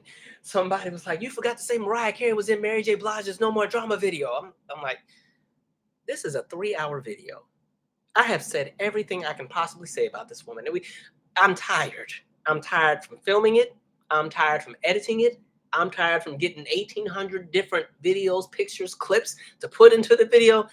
I'm sorry that the 2 seconds of her in the Mary J. Blige No More Drama video didn't make the cut. I'm sorry. I'm sorry. Okay. We Can't Be Friends, Deborah Cox. Now, that's one of my, man, I need to go back home, like Washington State, so me and my friend Sophia can do that for karaoke. That's my song, man. Let's see. Why Don't We Fall in Love kicks off every summer for me. Yeah, I would have. Yeah, it's hard to do these lists because A. Marie has a few. Talking to Me is a favorite song as well.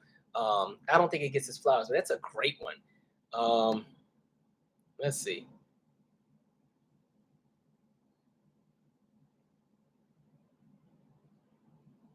Somebody said Tisha Campbell's still here.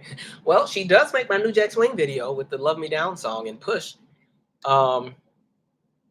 Somebody said Unbreakable is a better song and Never See Me Again. I do like Unbreakable. I like that it has the Intimate Friends sample from Eddie Kendricks. And I really did enjoy Never See Me Again, or like Never See Me Again as well. I just have always been biased towards If I Ain't Got You and You Don't Know My Name, because that was just a great time to be alive. And You Don't Know My Name, because she put my name in the song and asked for me. I will always love that one. Let's see. Somebody said Butterflies by MJ should have been on there. Let's see if they have let's just see what the criteria was. Let me go back to this article real quick.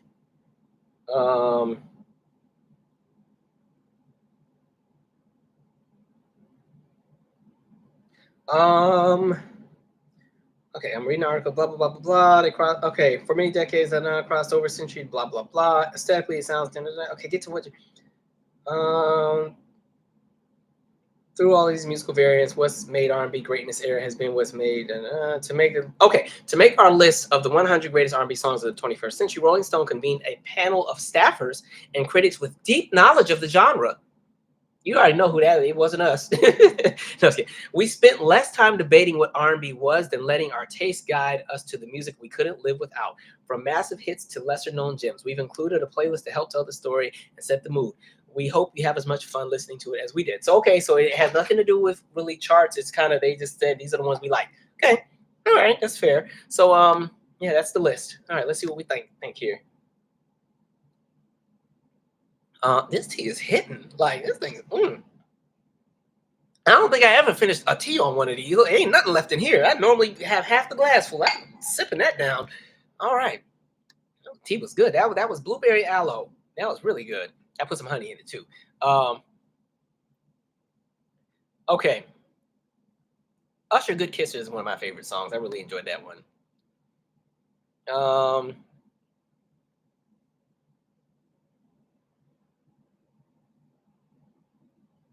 Somebody said I love Diary a lot more than You Don't Know My Name. Oh, I forgot about Diary. That's a good one. Okay. Um, let's see. They said Justin Timberlake wasn't on there. I thought we saw. I swear I saw Justin somewhere on that list. Um, Somebody said, thinking about you got so much playtime. I played it. I didn't play it like that though. I don't know. I mean, I appreciate them using that Frank Ocean song because if they would have pulled something off that Blonde album, it was gonna piss me off. Uh, let's see. They said no R. Kelly on the list is insane. That's another conversation for another day. Um, it's interesting, you know, it's for somebody like an R. Kelly, as disappointed as society is with a lot of the choices that he's made, it does become interesting when you see almost the. And I am not vouching for him. Do not take this as me trying to get on. You won't see me at the protest for R. Kelly, but seeing that out of the 90s, he was one of the biggest producers for most of the hits that we loved, and then that still carried in the 2000s. Yeah, it is interesting. I mean, he's kind of been yanked out all my playlists. I couldn't do it. I'm sorry.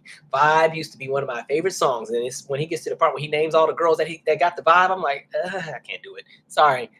Yeah, they were trying to be politically correct in that one, but there's a bigger conversation to be had because, man, maybe that'd be a topic for another video. I don't know if I want to shake that kind of table. Anyway, let's see. Somebody said not a whole printout. Calvin be on it. Listen, we do notes around these parts, like those deep dives and stuff. I'm not just I sat and went down the list. This took all week. This was just the list. This wasn't even including what I've actually already had filmed. And I mean, yeah, literally by song, and these are like just the hits. These aren't even album tracks because like a lot of times there's album tracks that people know that were never released that people still love and enjoy, right? Like BBC and CC Winans' "Hold Up the Light" with Whitney Houston was technically never a fully pushed single, right? But people know that song, so it's kind of like you got all that in there. Am I going to see Janet in Vegas? Probably not. Unless I love I love me some Janet, but I like I said, I saw her 4 times in less than a year. I've seen all that is going to be presented, and it's great. She looks amazing. Unless I just happen to end up in Vegas in May for some reason, I'm probably not going to see the Vegas show. But I mean, I've seen her a million times, so I'll catch her next time.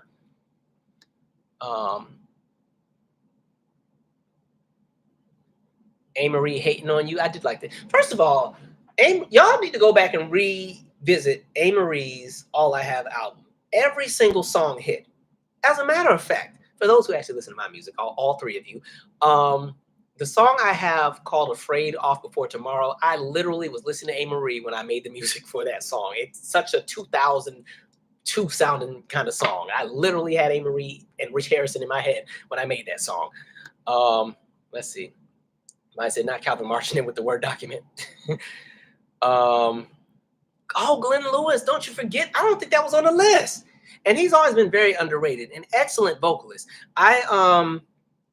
Me and one of my friends, we were supposed to go and see Tidra Moses at what's that place? The City Winery some years ago. It was Tidra Moses on a ticket, and then when we got there, she never was there, and instead it was Konya Doss and I want to say Glenn Lewis. And the only reason I didn't get mad was because Glenn sang down. I was like, oh, okay, we'll let it slide. But man, I don't know what happened. Somebody said, I can't bring myself to listen to any song, not even I Believe I Can Fly. Not fortunate because he wrote it, but these lists, it's weird for Rolling Stone to leave him off. Oh yeah, John Legend wasn't on the list at all. He was on the list. Ordinary People was number 8. Even though my John Legend song is Heaven Only Knows, you get me and my friend Whitney in the car on that one. You can't get neither of us, one of us to shut up because we fighting over who's singing which verse.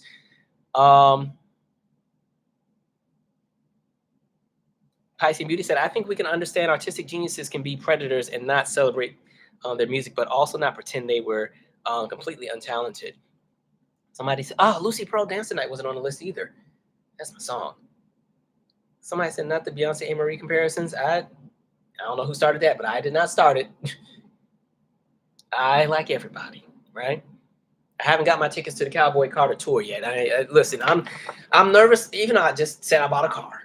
I'm nervous about making big purchases at the moment because I don't know what the economy is about to do. So unless all these people on tour, Kendrick and all them, if they got some tariff ticket prices, sure, I will happily go and get me some. But for the kind of seats that I want, I don't like the prices at a lot of these shows right now.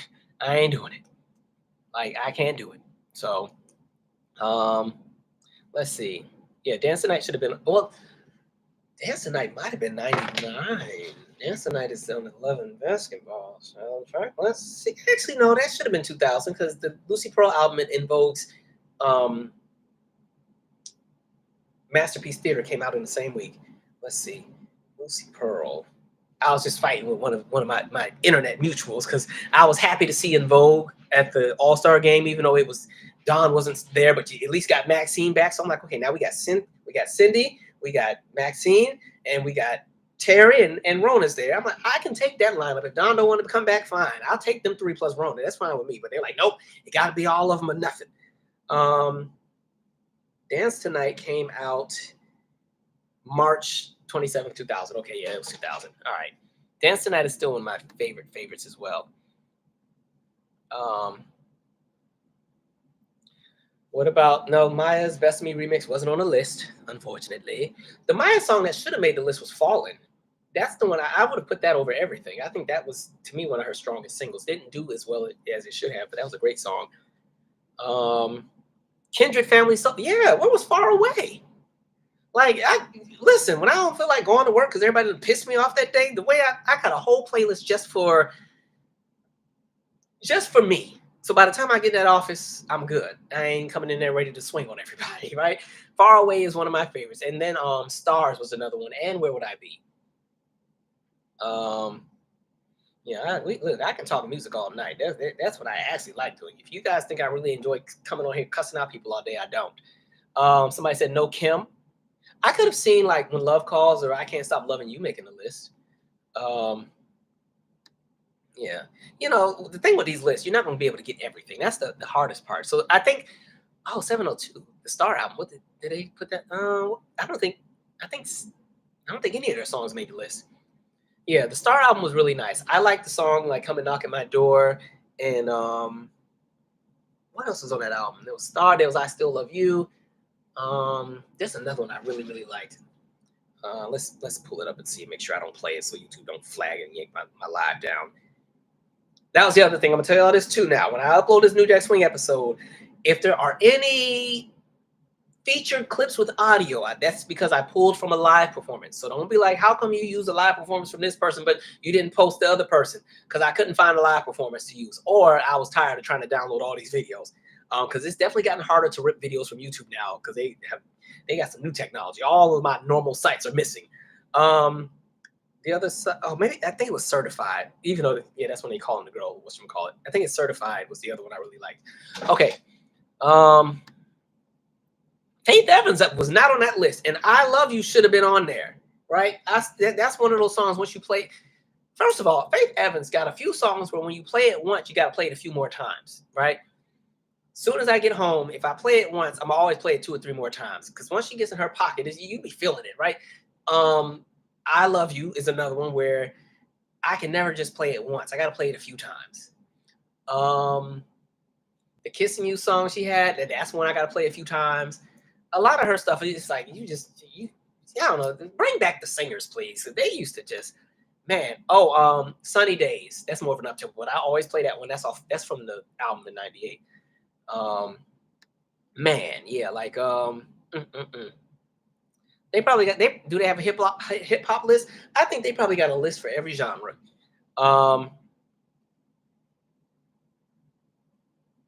Okay, S Marty, speak on it. They said I don't listen to the songs, but Jerry Lee Lewis stays on the list. He be on every list, every list. Great Balls of Fire on everything, right? And then they put him right in front of Little Richard. I'm like, y'all tried it. Let's see. Hold Up the Light still slaps. Love that song. I like it. The only thing that's funny is when you watch the performances, something about the 80s, everybody just sped up all the songs so much. Like, when they do it on Arsenio, because the temple's like, hold up the light.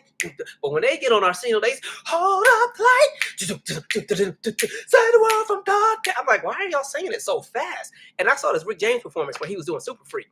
And I mean, you know, the song was like, that band was like, I was like, God, how much faster y'all gonna go? Like, Lord, everybody out of breath over there fighting, huffing and puffing. What a time. That's just everybody had the funk back then, right? He was feeling it. Now, I do like when they speed up stuff. I ain't gonna lie. One of the reasons why I like the Escapade medley from Jenna's Velvet Rope tour is because they sped up all the songs. And that Love Will Never Do Without You on the Velvet Rope tour, that was almost a gospel song by the time they got to it. That and Miss You Much. Those be the two. Where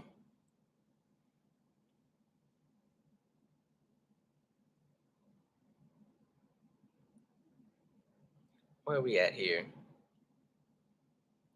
I'm gonna probably still, and I might make it to the Miss Carter tour since I didn't go to Renaissance. But I'm not paying no $400 and $500 for no ticket. I ain't doing it. I'm not. So, and I ain't doing it. So, listen, Beyonce, if you want to sponsor me, let me know. All right, let me know. I just got to be responsible with the money at this point. I am not doing nothing too crazy in this economy. Oh, Brian McKnight. You see my girl and Find Myself in You. Find Myself in You. I really, really like that one. That was a good one. I hope he's doing better by his kids at this point, but I really like that song. Tweet was on there, yeah. Oops Oh My was on there, but I would have swapped it with Smoking Cigarettes if I had a choice. I would have even put Call Me on there. Let's see. Aaliyah, 1 in a Million. Well, this is 21st century, so 1 in a Million was 96. Carl Thomas, Emotional should have been in there with Faith Evans. Yeah, that's a good one. Now, Aaliyah, Come Over. That could have made the list. That was a great one. I forgot about that one.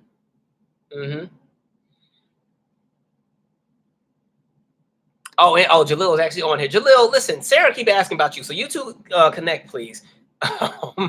Let me see. Let's see. Talk about I Love Brandy.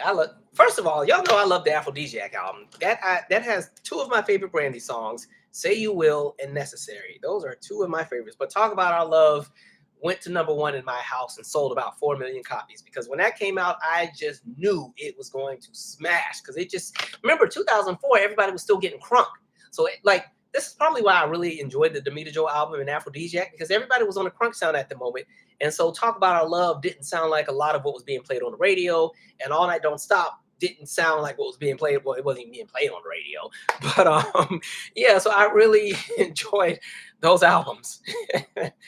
Oh, we've been through it, y'all.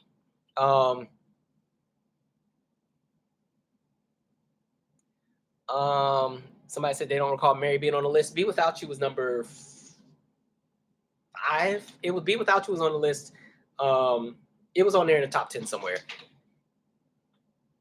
Somebody said cocaine is a hell of a drug. Yeah, listen, that Rick James book, oh my God. Like, I know we've been taking forever to get through it with the book club, but that man has lived. He has done everything under the sun. You know how there's some people who just choose to live hard? They just do that hard living by choice. That is this person, because every chapter is some craziness. I'm just like, I think I live a very boring life. I must have a boring life, because there's no way this is normal. Every time I turn every page, if I pull a page right now and start reading, I bet you it's something crazy. Let me see here. Let's see. Quote, drugs were always a good source of income. And in Toronto in the early 70s, hashish was the drug of choice, especially black hashish from Nepal. 2 friends of mine, I'll call White Tom and Black Jerry, had made serious bread smuggling. They talked about the cheap price of hash coke in India and its trouble-free accessibility. These cats weren't exactly Einstein. If they could do it, I figured I could too. If we skipped the country, it was a way for Kelly and I. Kelly's this lady he'd been messing with. Well, he was married with her at the time. To pay out all of these loan payments. They were doing bank fraud, and Kelly got caught. Now they got to pay the government all this money back, or the banks all this money back. Besides, I've never been that part of the world. I wanted the adventure, and I've never been to that part of the world. I wanted the adventure, and I wanted the money. Kelly was game, and after securing our passports, we were off. Then they went over to India and bought some drugs and came back to America and started trying to sell them. And then his pusher, who was going to be the main person pushing everything, I'm mixing up a different drug story. There was a different drug story where they went to Colombia. He had a pusher, And then the pusher was going to sell everything because he didn't want to bring it back through customs, because one of the times when he was in the airport, he got strip searched. And the only reason he didn't get caught was he had the drugs in the knot of his tie. I mean, they stripped him down naked, made him take off everything, and the drugs were inside of the tie. So after that, he was like, I don't want to get caught. So he had somebody pushing everything for him. But the person that was supposed to push everything, spent the money on themselves and bought a Rolls Royce and a new house. So then Rick pulled up on him and was about to slit his throat. I was like, this is the wildest book I've ever added to the book club. Like, Lord, that man has lived. My life is very quiet compared to that. I get excited to tell y'all about a field trip I took the kids on. Like, my God. Okay, but yeah, book club. Hey, we're meeting tomorrow to talk about that. 9 p.m. tomorrow for those who want to participate. Okay, we need to wrap up, y'all. I've been on here all night. Let's see. Somebody said they didn't care if I talk about our love. Well, you know what? No, just kidding. I was kidding. Refill. That was a great one. El Varner. That should have made the list. I like that one. That was a good one. Jill Scott, Whenever You're Around. That's my second favorite song on that album. All I was my favorite from the Real Thing album. That was my favorite song. Oh God, especially when I was in college and I was being a little nasty. That was on the playlist, right? That was the first one to set it off. Like, we put that on. I'm about to win tonight. So yeah. Let's see. Prince Call My Name should have been on there. That's a great one. Let's see. Calvin, do you have Calvin Michaels approved playlist you can share? Yeah. Okay. So if you go to my website, where it goes to listen, once you get past my music and scroll down, there's a bunch of different playlists that I've made. There's like 5 of them. There's like the R&B Gems playlist. It's music from about the 70s to the present. I'm trying to do a better job of adding more of the current music in there. So there's that one. It's mid-tempos, up tempo, slow jams, all of that. So there's that. And a lot of it is album cuts too. It's not just singles. So there's that playlist. There's the R&B wind down playlist, which is more so slow jams, mid-tempos, grooves. There is the cool down playlist. That's for when you're stressed out and the world's falling apart. You need something to kind of lift you back up.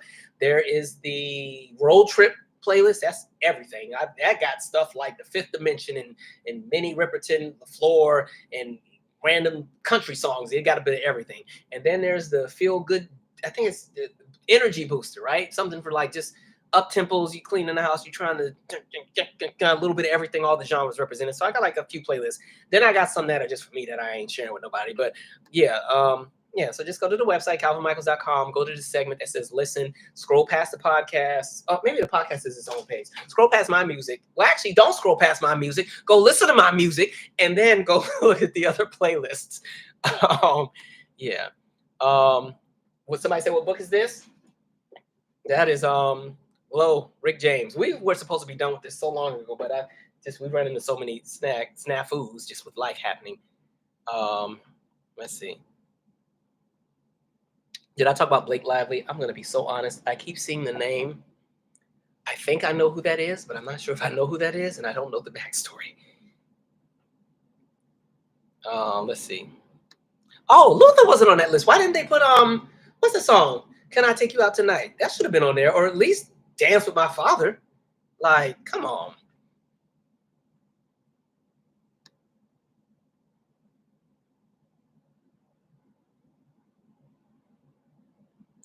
Oh, Let Us See All Right should have been on there. Yeah.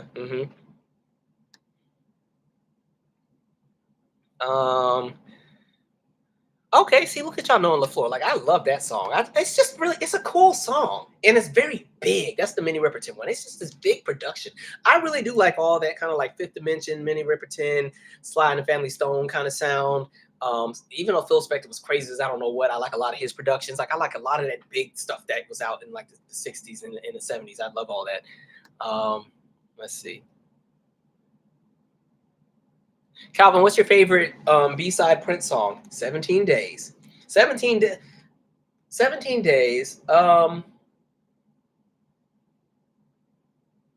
Yeah. I'm trying to think if there's some I know there's some others I'm skipping. And When Two Are in Love is a great one. I don't know if that really counts as a B-side, but When Two Are in Love is one of my favorite Prince songs. It was on the Black Album and the Love Sexy album. Let's see.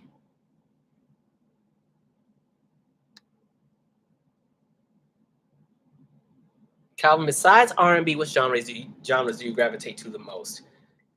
If I'm not playing R&B, I do play a lot of gospel, believe it or not. I grew up in church. I love all those gospel songs. Now, the gospel I like is all the throwback stuff. I ain't really into the current Christian listening stuff. I'm good on that. I don't want to. I don't want to party with the acoustic guitar. I need somebody stumping on a hardwood floor in a Kojic heel or something. Like, give me that. I need the squallers. Give me the Reverend Milton Brunson type singers that were out there and what Hezekiah Walker used to do. All right. Not that every praise stuff where he's trying to do these gospel stadium anthems. I don't like that. Give me the How Much We Can Bear Hezekiah, right? Kirk Franklin, I enjoy all his stuff. CeCe Winans is one of my favorite vocalists. Now, her music be boring as I don't know what, because she's on that easy listening.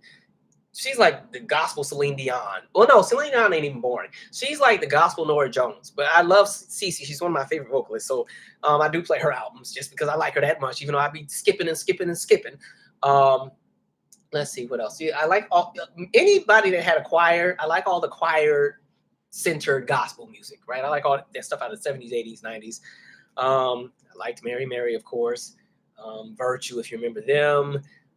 Tone, who's now B. Slade. I liked a lot of his stuff. Actually, let me just go on. Well, the gospel be hitting. I ain't gonna lie.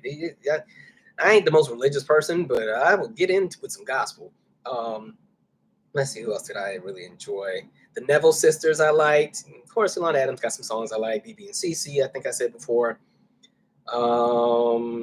Let's see, scrolling past all the people I already named. The Walls group I like. They're cool. I like a lot of like Edwin Hawkins, anything from the Hawkins family. Kiara Sheard, of course, and the other Clark sisters. Anita Wilson. I like that Twinkie Clark album with the Florida A&M Gospel Choir. I like, of course, Fred Hammond, Dietrich Haddon, John P. Key has a lot of my favorites. Mississippi Mass Choir. Let's see. Donnie McClurkin was all right. Ty Tribbett has some fun songs. Georgia Mass Choir, Mississippi Mass, all the Mass Choirs. Michelle Williams, I liked her second gospel album. Jessica Reedy was cool. Leandria Johnson sings Everybody Under a Table. LaShawn Pace, the Winans, Commission. Of course, I like Aretha's gospel albums. Coco's gospel album wasn't too bad. I really like Lexi. She does more so comedic content on Instagram now, but she has a song called Abide that I used to play all the time. Jay Moss is all right. Florida Mass Choir. Tremaine Hawkins. I'm skipping so many people. Tasha Cobbs is okay. Yeah, so I play a lot of gospel. I do listen to country, right? That's kind of, I grew up on that. That's what was in my area. So I listen to country. I like rock, but I like more of the pop crossover rock. So kind of like what Green Day was doing back in the day, or what No Doubt was doing. No Doubt was a little bit more ska. Like, you put on No Doubt's greatest hits, I'm gonna know every single word, right? So like No Doubt was a fun one. On the more heavier side, I used to like Korn, Korn with a K, when I was little, or System of a Down, or Papa Roach, and the grunge sound was cool, but because I was from Seattle at the time, that's all we heard. So like all the Pearl Jams and Alice in Chains and Nirvana and all that, it was cool, but I heard it so much that I just don't even want to hear it now. Those are kind of the main sounds I get to, and then I still listen to rap. Somebody said no Kelly Rowland motivation. Oh, Kelly Rowland wasn't on the list at all, was she? And Kelly has great songs. Now, I don't know what would have. I guess they could have put Dilemma with Nelly and Kelly, but as far as like Kelly's songs, if I was to highlight Kelly's material, I think her highlights in her catalog are songs like, The Can't Nobody, or My Obsession, or My Every Thought Is You, and The Show, and Talk a Good Game, the song. Still in Love with My Ex. She actually has some really nice mid-tempos. I think that's her gift. She has some great ones. Eric Roberson should have been on there. I agree. No Air by Jordan Sparks and Chris Brown. I think they probably looked at that more as a pop song. Probably why that didn't make the list. Let's see here.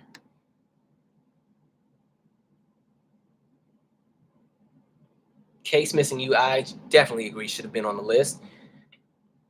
Was that 99 or 2? What year was that? Let's see. I can't remember what year that was. Or even Happily Ever After for Case. That was a great one. Case Missing. Okay, yeah, that's 2000. Yeah, that came out. No, that was 2001. That came out. February 20th, 2001. Okay. No Charlie Wilson. Oh, we skipped Charlie. He got a few. There goes my baby. Excuse me. I'm mixing up Luther. What is that song? What is it? Dang it, because he got a couple of them. Okay, we said There Goes My Baby. Hey girl, how you doing? That's what I was thinking. My name is Charlie, last name Wilson. There's like So Blessed. He got a few. They could have put one of the Charlie ones on there. Angie Stone. If I was gonna do Angie Stone, if they didn't do Brother, I would have put the I Wish I Didn't Miss You Anymore. Actually, wait, whoa, because we're forgetting all about No More Rain in This Cloud. That one. Yeah, they out here playing. Somebody said they finally saw the Luther documentary. It was good. Yeah, it was good. Somebody said, so you're not into elevation worship? No, I don't want to hear none of that. I don't. As soon as I see the person with the t-shirt and the jeans and the guitar, I'm like, no, I don't want to hear none of that. If it's going to give me some good gospel. I don't want that. I don't want to stand in there with, I don't want to feel like I'm at the circus event with lasers and stuff. I want the choir to come marching in, because that's what I grew up on. I don't want that.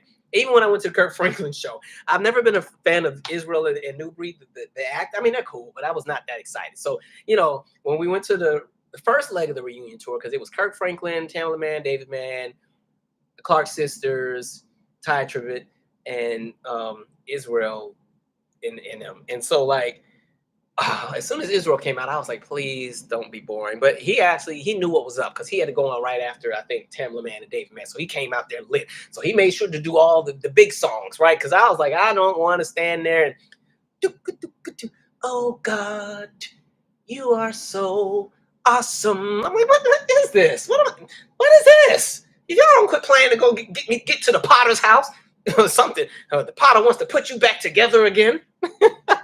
Man. We said this white lady that went to my church when I was growing up. And it was funny because you remember how like white women used to have the big stringy hair in the 80s? Like she still had, this is like 2001. She still had the big 80s hair, real big. Like she could have been a member of like, the guitars from Michael Jackson that was on like the Bad Tour and the Dangerous Tour, that white lady with the big hair. She had like big hair like that. But every now and then they would let her do a solo randomly, and she would just go up here and sing all these random songs that either she wrote or some stuff we ain't ever heard before. And she's, for the power of our God is pretty. I'm like, what? All right, okay. This is gonna be the B selection for today. Okay, all right. Black folks, so folks want to be entertained in church. If we got to sit through a long sermon, you better have some good songs. So, man, all right. Richard Smallwood, a great one. Shout out to Howard University. We love Richard. Let's see. Yolanda Adams. I like Yolanda. Even though live, though, it don't be hitting the same way. Because I know when we went to the second leg of the Kirk Franklin reunion show, it was Kirk Franklin, Yolanda Adams, the Clark sisters, Fred Hammond, Marvin Winans, and Kiara Shear was kind of on there too. And, as soon as Yolanda came out, it was like the energy died, because she just doesn't have those songs for like an arena. I sound like a heathen talking. She ain't got them songs for an arena. We talking about gospel, but I mean, she sang down, but she got some decent ones. The ones, my favorite Yolanda songs are like "Lift 'Em Up" and "Tonight" is probably my favorite song from her. The Yeah Yeah Yeah. I liked her rendition of "I Believe I Can Fly." I like "Already All Right."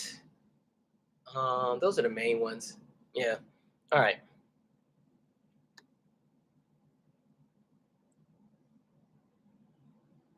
Do I like jazz? Oh, I enjoy jazz. Yes, of course. We like I used to have a jazz playlist, but I got rid of it. The cool thing, like when I still was growing up, Washington State I swear they had the best smooth jazz station. Now the jazz, there's two conversations. There's the jazz of, what we heard in the 20s, 30s, 40s, that sound, and then there's like that smooth jazz. But as far as like the smooth jazz sound, they used to have the station 98.9 smooth jazz, KWJZ. Maybe it was, yeah. Either way, that was the best radio station. I'm so pressed that somebody on YouTube randomly uploaded different radio segments from that because the station no longer exists. Where every now and then, when I just want that nostalgia of riding in the truck with my dad, and he used to always play that station, I will go to that YouTube channel and play these random days of them just recording the entire smooth jazz broadcast. But I like a little bit of everything as far as jazz. So I like the sounds from the 20s, 30s, 40s, 50s, 60s, all that stuff, like Miles Davis and all the things that they were doing. Um, but yeah, smooth jazz I prefer to listen to a little bit more. That's more so what I kind of played on my own, like Norman Brown and all that kind of stuff. But there's some good ones out there. Um, let's see.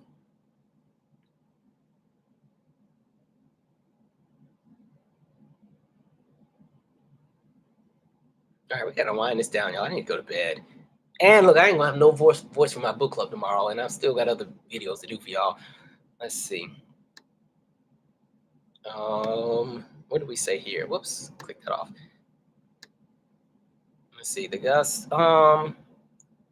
Something by Kirk Franklin. Somebody. What about Christian R&B? Is that a thing?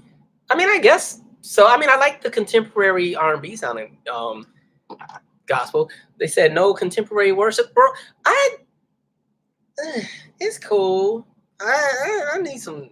I just like some squall and stuff. There's a few worship songs I like. Like I like CC Winans "Marvelous" and some of those. But like I need the gospel got to take me somewhere. Like move me, right? So when they start doing that real cheesy stand with the guitar, like we're at summer youth camp, I don't want to hear none of that. Y'all can keep all of that, right?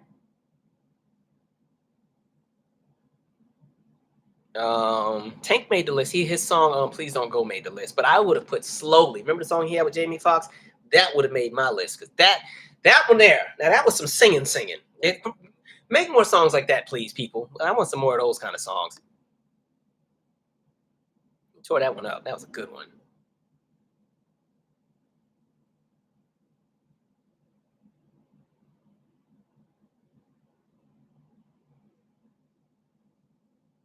Somebody says she gonna get the polite church clap. That's kind of what happened with Yolanda at the concert. Because I mean, we was just partying with Kirk and all. We was getting yeah. And so then here come Yolanda. You know, she's gonna be very regal and in the gowns and it's gonna be strange, beautiful arrangements. And then she start doing these songs. She don't really have a lot of up tempos. And so I think the problem was because they were all these up tempos. Everybody else was having a great time. We weren't ready to slow down yet. Now listen, when she gets to the what's that song? The need to talk to you, ask you for your guidance song. When she get to that, when everybody in there crying, right? The ladies behind me were drunk the whole time. They came in there with Hennessy. It was boo-hooing through the whole show. But Yolanda to open up my heart. They got it. Yolanda was taking them through it behind us. I was like, did we pass them some tissue or what? Let's see. Oh yeah, Donald Lawrence in the Tri-Cities. Listen, that Bible Stories album is one of my favorite gospel albums. If yeah, that's one of my favorite albums ever. Just period. I used to love that. It's probably because our choir probably sang everything from it when I was little. That's one there.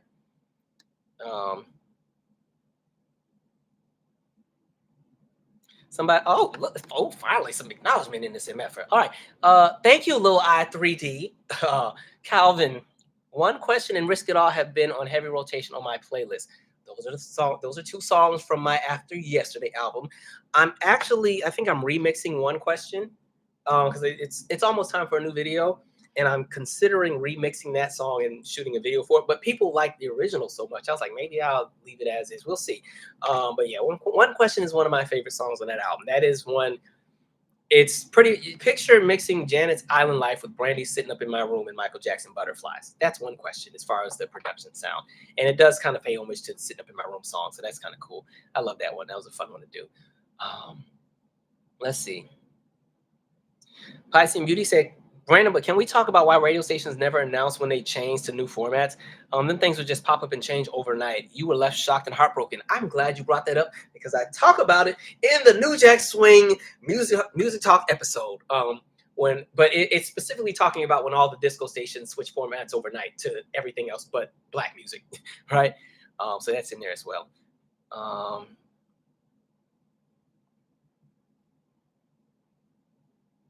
Norman Brown's cover of Janet's "That's the Way Love Goes" is the better version, and Janet knows that. That's why I think in her arrangement, a lot of times when she performs the song, she does that arrangement in the live shows of "That's the Way Love Goes." There's a lot. I like that. I like when artists kind of listen to other people who remix their stuff and include it in the show because she'll do that with Kate Trinata and a lot of other people who will make their own mixes, and she'll incorporate that in her show. I also like Norman Brown's version of SWV's Rain as well.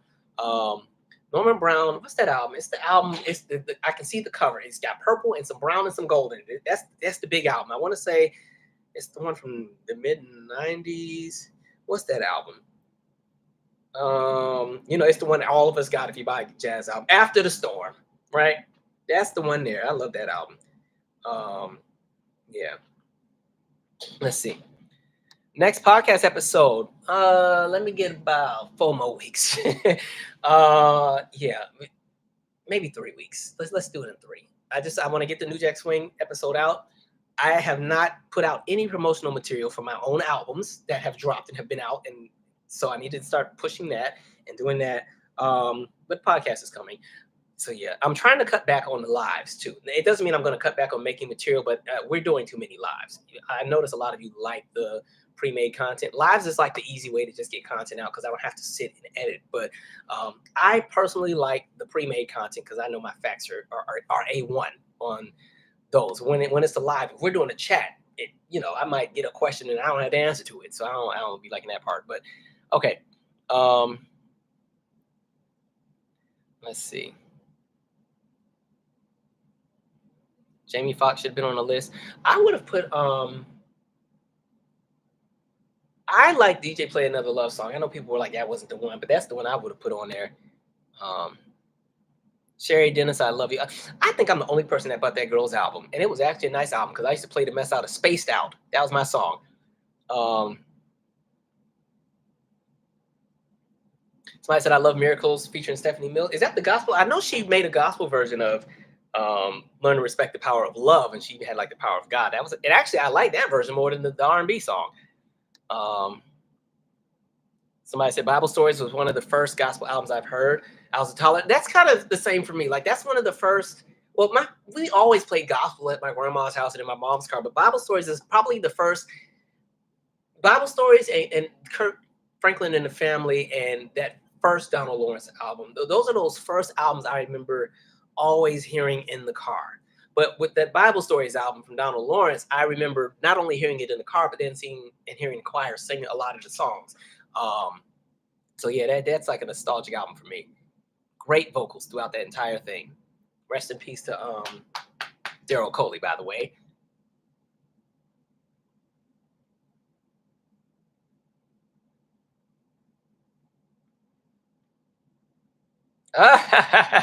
Calvin, talk about your background dancers in your music video. Are those your friends, or did you put out an ad? Those are kind of like friends of mine. I mean, most of them I met. Well, let me see. David is the one with the big hair. I already knew David because David was friends with the director who shot my video. So I already knew David. Me and David were already pretty cool. Then there's Bam. I actually met Bam the first day of rehearsal. He was somebody like, Javon is the guy that shot the video. I just said, and it's so funny because initially when we were going over everything, I was like, all right, I want 8 dancers, blah, blah, blah, blah. And so we went over everything. And then the budget came out. I said, okay, I want 4 dancers. And so he kind of did the role of going ahead and securing all the dancers because he already had his own dance studio. So that helped. So it was David, who I already knew through Javon already. So David was locked in because David also danced and taught, so he was locked in. Then there's Bam, that's the other guy. That's the guy that's taller than me. That's why I made sure I was in front of him in every shot, so I looked tall. Yeah, I met Bam on the first day of rehearsal. And then there was Alexis, who we're good, we're friends. I met her. Actually, I met all these dancers except for David on the first day of rehearsal. Alexis, I met at rehearsal. Me and her are really good. She teaches a bunch of classes still. And then Aaliyah, who was the hardest one to get because we almost lost Aaliyah because she was booked. Like she was dancing for Lola Brooke and Lil Kim. And so she was doing the day that we were supposed to do our shoot was the same day as LL Cool J's Rock the Bells. And she was one of the dancers. And so we moved the entire shoot because it was either going to be we swap her out for somebody else. But I was like, I like her. Let's keep her. And so we made it work. But yeah, those are the dancers. I kind of like working with those 4. So if I do any more videos, I'll probably keep the same people. There's like 1 or 2 more people I might add that I like working with as well. But yeah, those are fun dances. And so every time I go to New York, everybody, we all hang out and do things, and it's cool, right? That's the cool thing about being in the artsy world. It's like once you work with people, you're like friends for life with all these people. So all the people I met from the movie that I work with were all great recorders. Like I like to kind of follow up with all the actors from Pullover So I Can Hit You, and I love to see that everybody is doing their thing. And even my dancers from my first music video, one moved to Atlanta, CJ, he's doing his thing there. And then Sorsha is still kind of doing her thing. Kavina is in Atlanta as well. She got her a really, really, really great job working in youth development. And she was actually a lifesaver because I had lost a dancer the day or two before. This is my first video from 2020. And because we worked together, because we both work with kids, she was able to fill in. I remember we were literally in the art room going over 8 counts, right? So yeah, I enjoy working with all those people. Let's see. My mom said she hadn't seen a video from you in a while, and I said he'd be doing lives. I know. See, that's why I got to do more pre-made, because a lot of times too, the lives don't show up in everybody's algorithm too. So I'm like, all right, I got to start making some more pre-made videos. They could have put TLC's So Dumb and Whitney Houston Fine on the list. Now, I am glad you said Whitney Houston Fine, because like I told y'all, I am a Whitney Houston Fine disciple. That song should have been so much bigger, and it did nothing, but that's a great one. TLC So Dumb. I see it didn't make the list because it wasn't a single, but that is my favorite song from the 3D album. That and Damaged. Let's see. Oh no. Okay. Oh, Calvin, you just made me cry. Seattle native here. I so miss 98.9 Smooth Jazz and its predecessor, KZEX. Like, when I tell you, man, it's like, I think everybody has certain things that remind them of happier times.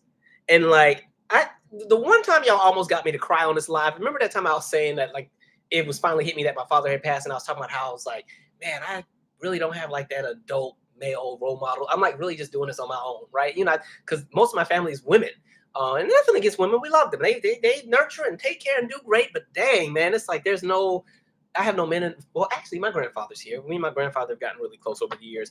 But I don't have a lot of men in the family that I can really like connect with, or even that idea of just feeling secure. And I just always remember feeling safe anytime I was in the car with my dad. And I always remember he always had 98.9 Smooth Jazz playing. If he wasn't playing that, then he was playing some throwback R&B, soul, funk, Brothers Johnson, I'll Be Good to You type stuff. So yeah, that station is like it's like, I can't say a comfort food, but it's a comfort sound or a comfort station. And I'm so glad that random person who put a few of the radio broadcasts on YouTube put it up there, because every now and then I'll literally put it on and pretend it's still like 2002, right? While I'm making breakfast or something. Okay, we got to wind this down, y'all.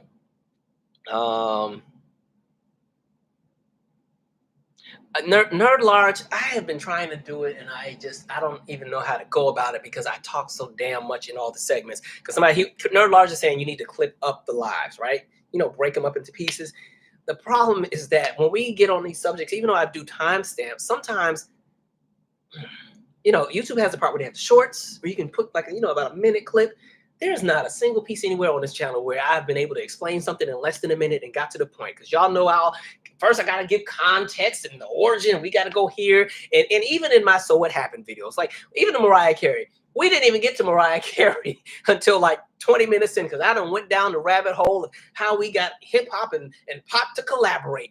All right, I'm going to go through every other thing, and y'all going to be annoyed in the New Jack Swing one, because I have a whole segment where I talk about how there's always been a correlation between hardship in the United States and musical trends. And I go from the 1920s all the way to the 80s. So y'all going to be annoyed, but I have to do that. Because there's so much that's hidden in this channel that I don't think people find because my videos are so long.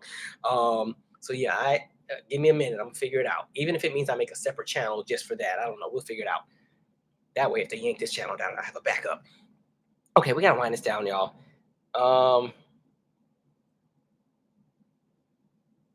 Calvin is going almost at 100K. Congratulations. I miss my dad too.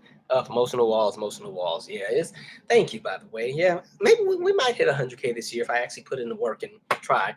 So yeah, we'll figure that out. If I make the backup channel, that'll be a bit more locked in, topic specific. Maybe, you take the highlights, because I've seen other channels do the same thing. A lot of ones who do these really long lives will segment and take bits and pieces, or they'll do the thing where they'll take the segment and then the live is on their Patreon. I'm not gonna do that, so don't worry. So there's that. Okay, can we wind down and call it a night? We've been on here for 3 hours and 36 minutes. This was fun. Like I said, there's a lot going on. Book club, See you guys tomorrow for those who are on. Oh, Alan, I'm glad you brought this up. I was just about to say that. To update you, I'm currently in the top 15 at number 4 for the dance icon competition. Voting for the top 10 ends Thursday, February 27th. So remember, Alan is trying to get in the Sierra video.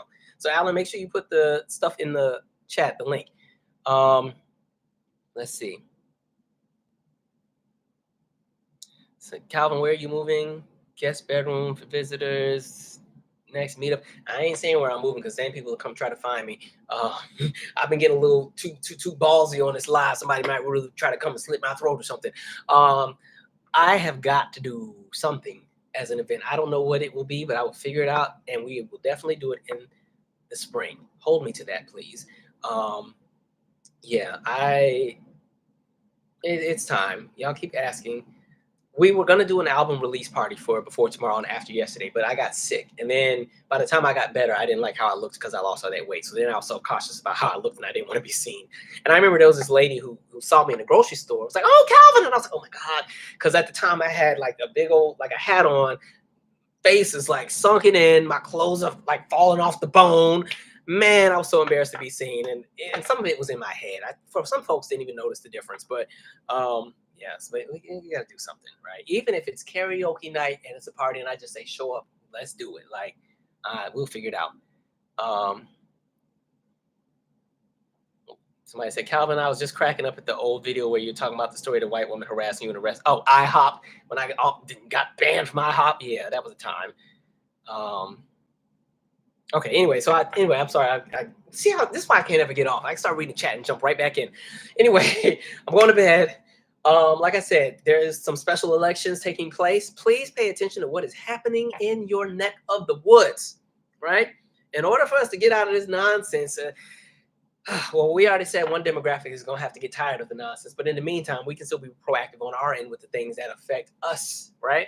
So make sure that you are still tapped in and locked in and making sure your neighbors are good, your people are good, checking on those folks that are antsy or losing their jobs, all that kind of stuff.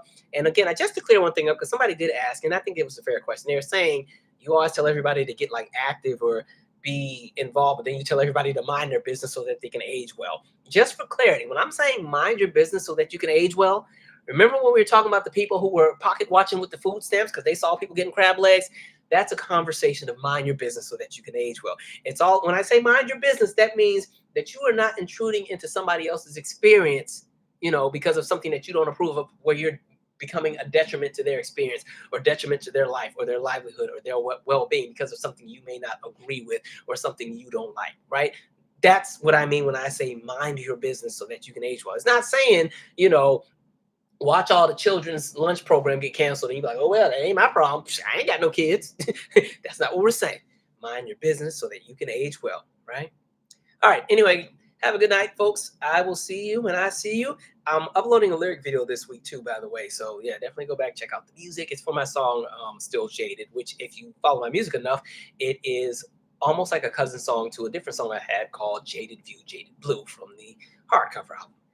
All right. Anyway, which actually is a follow-up to the song Charades from my Symphonic Euphoria album. See, I be trying to give themes and stuff. I be trying, y'all. But all right. Good night, folks. Stay safe, stay sane. Mind your business so that you can age well. And I'm out.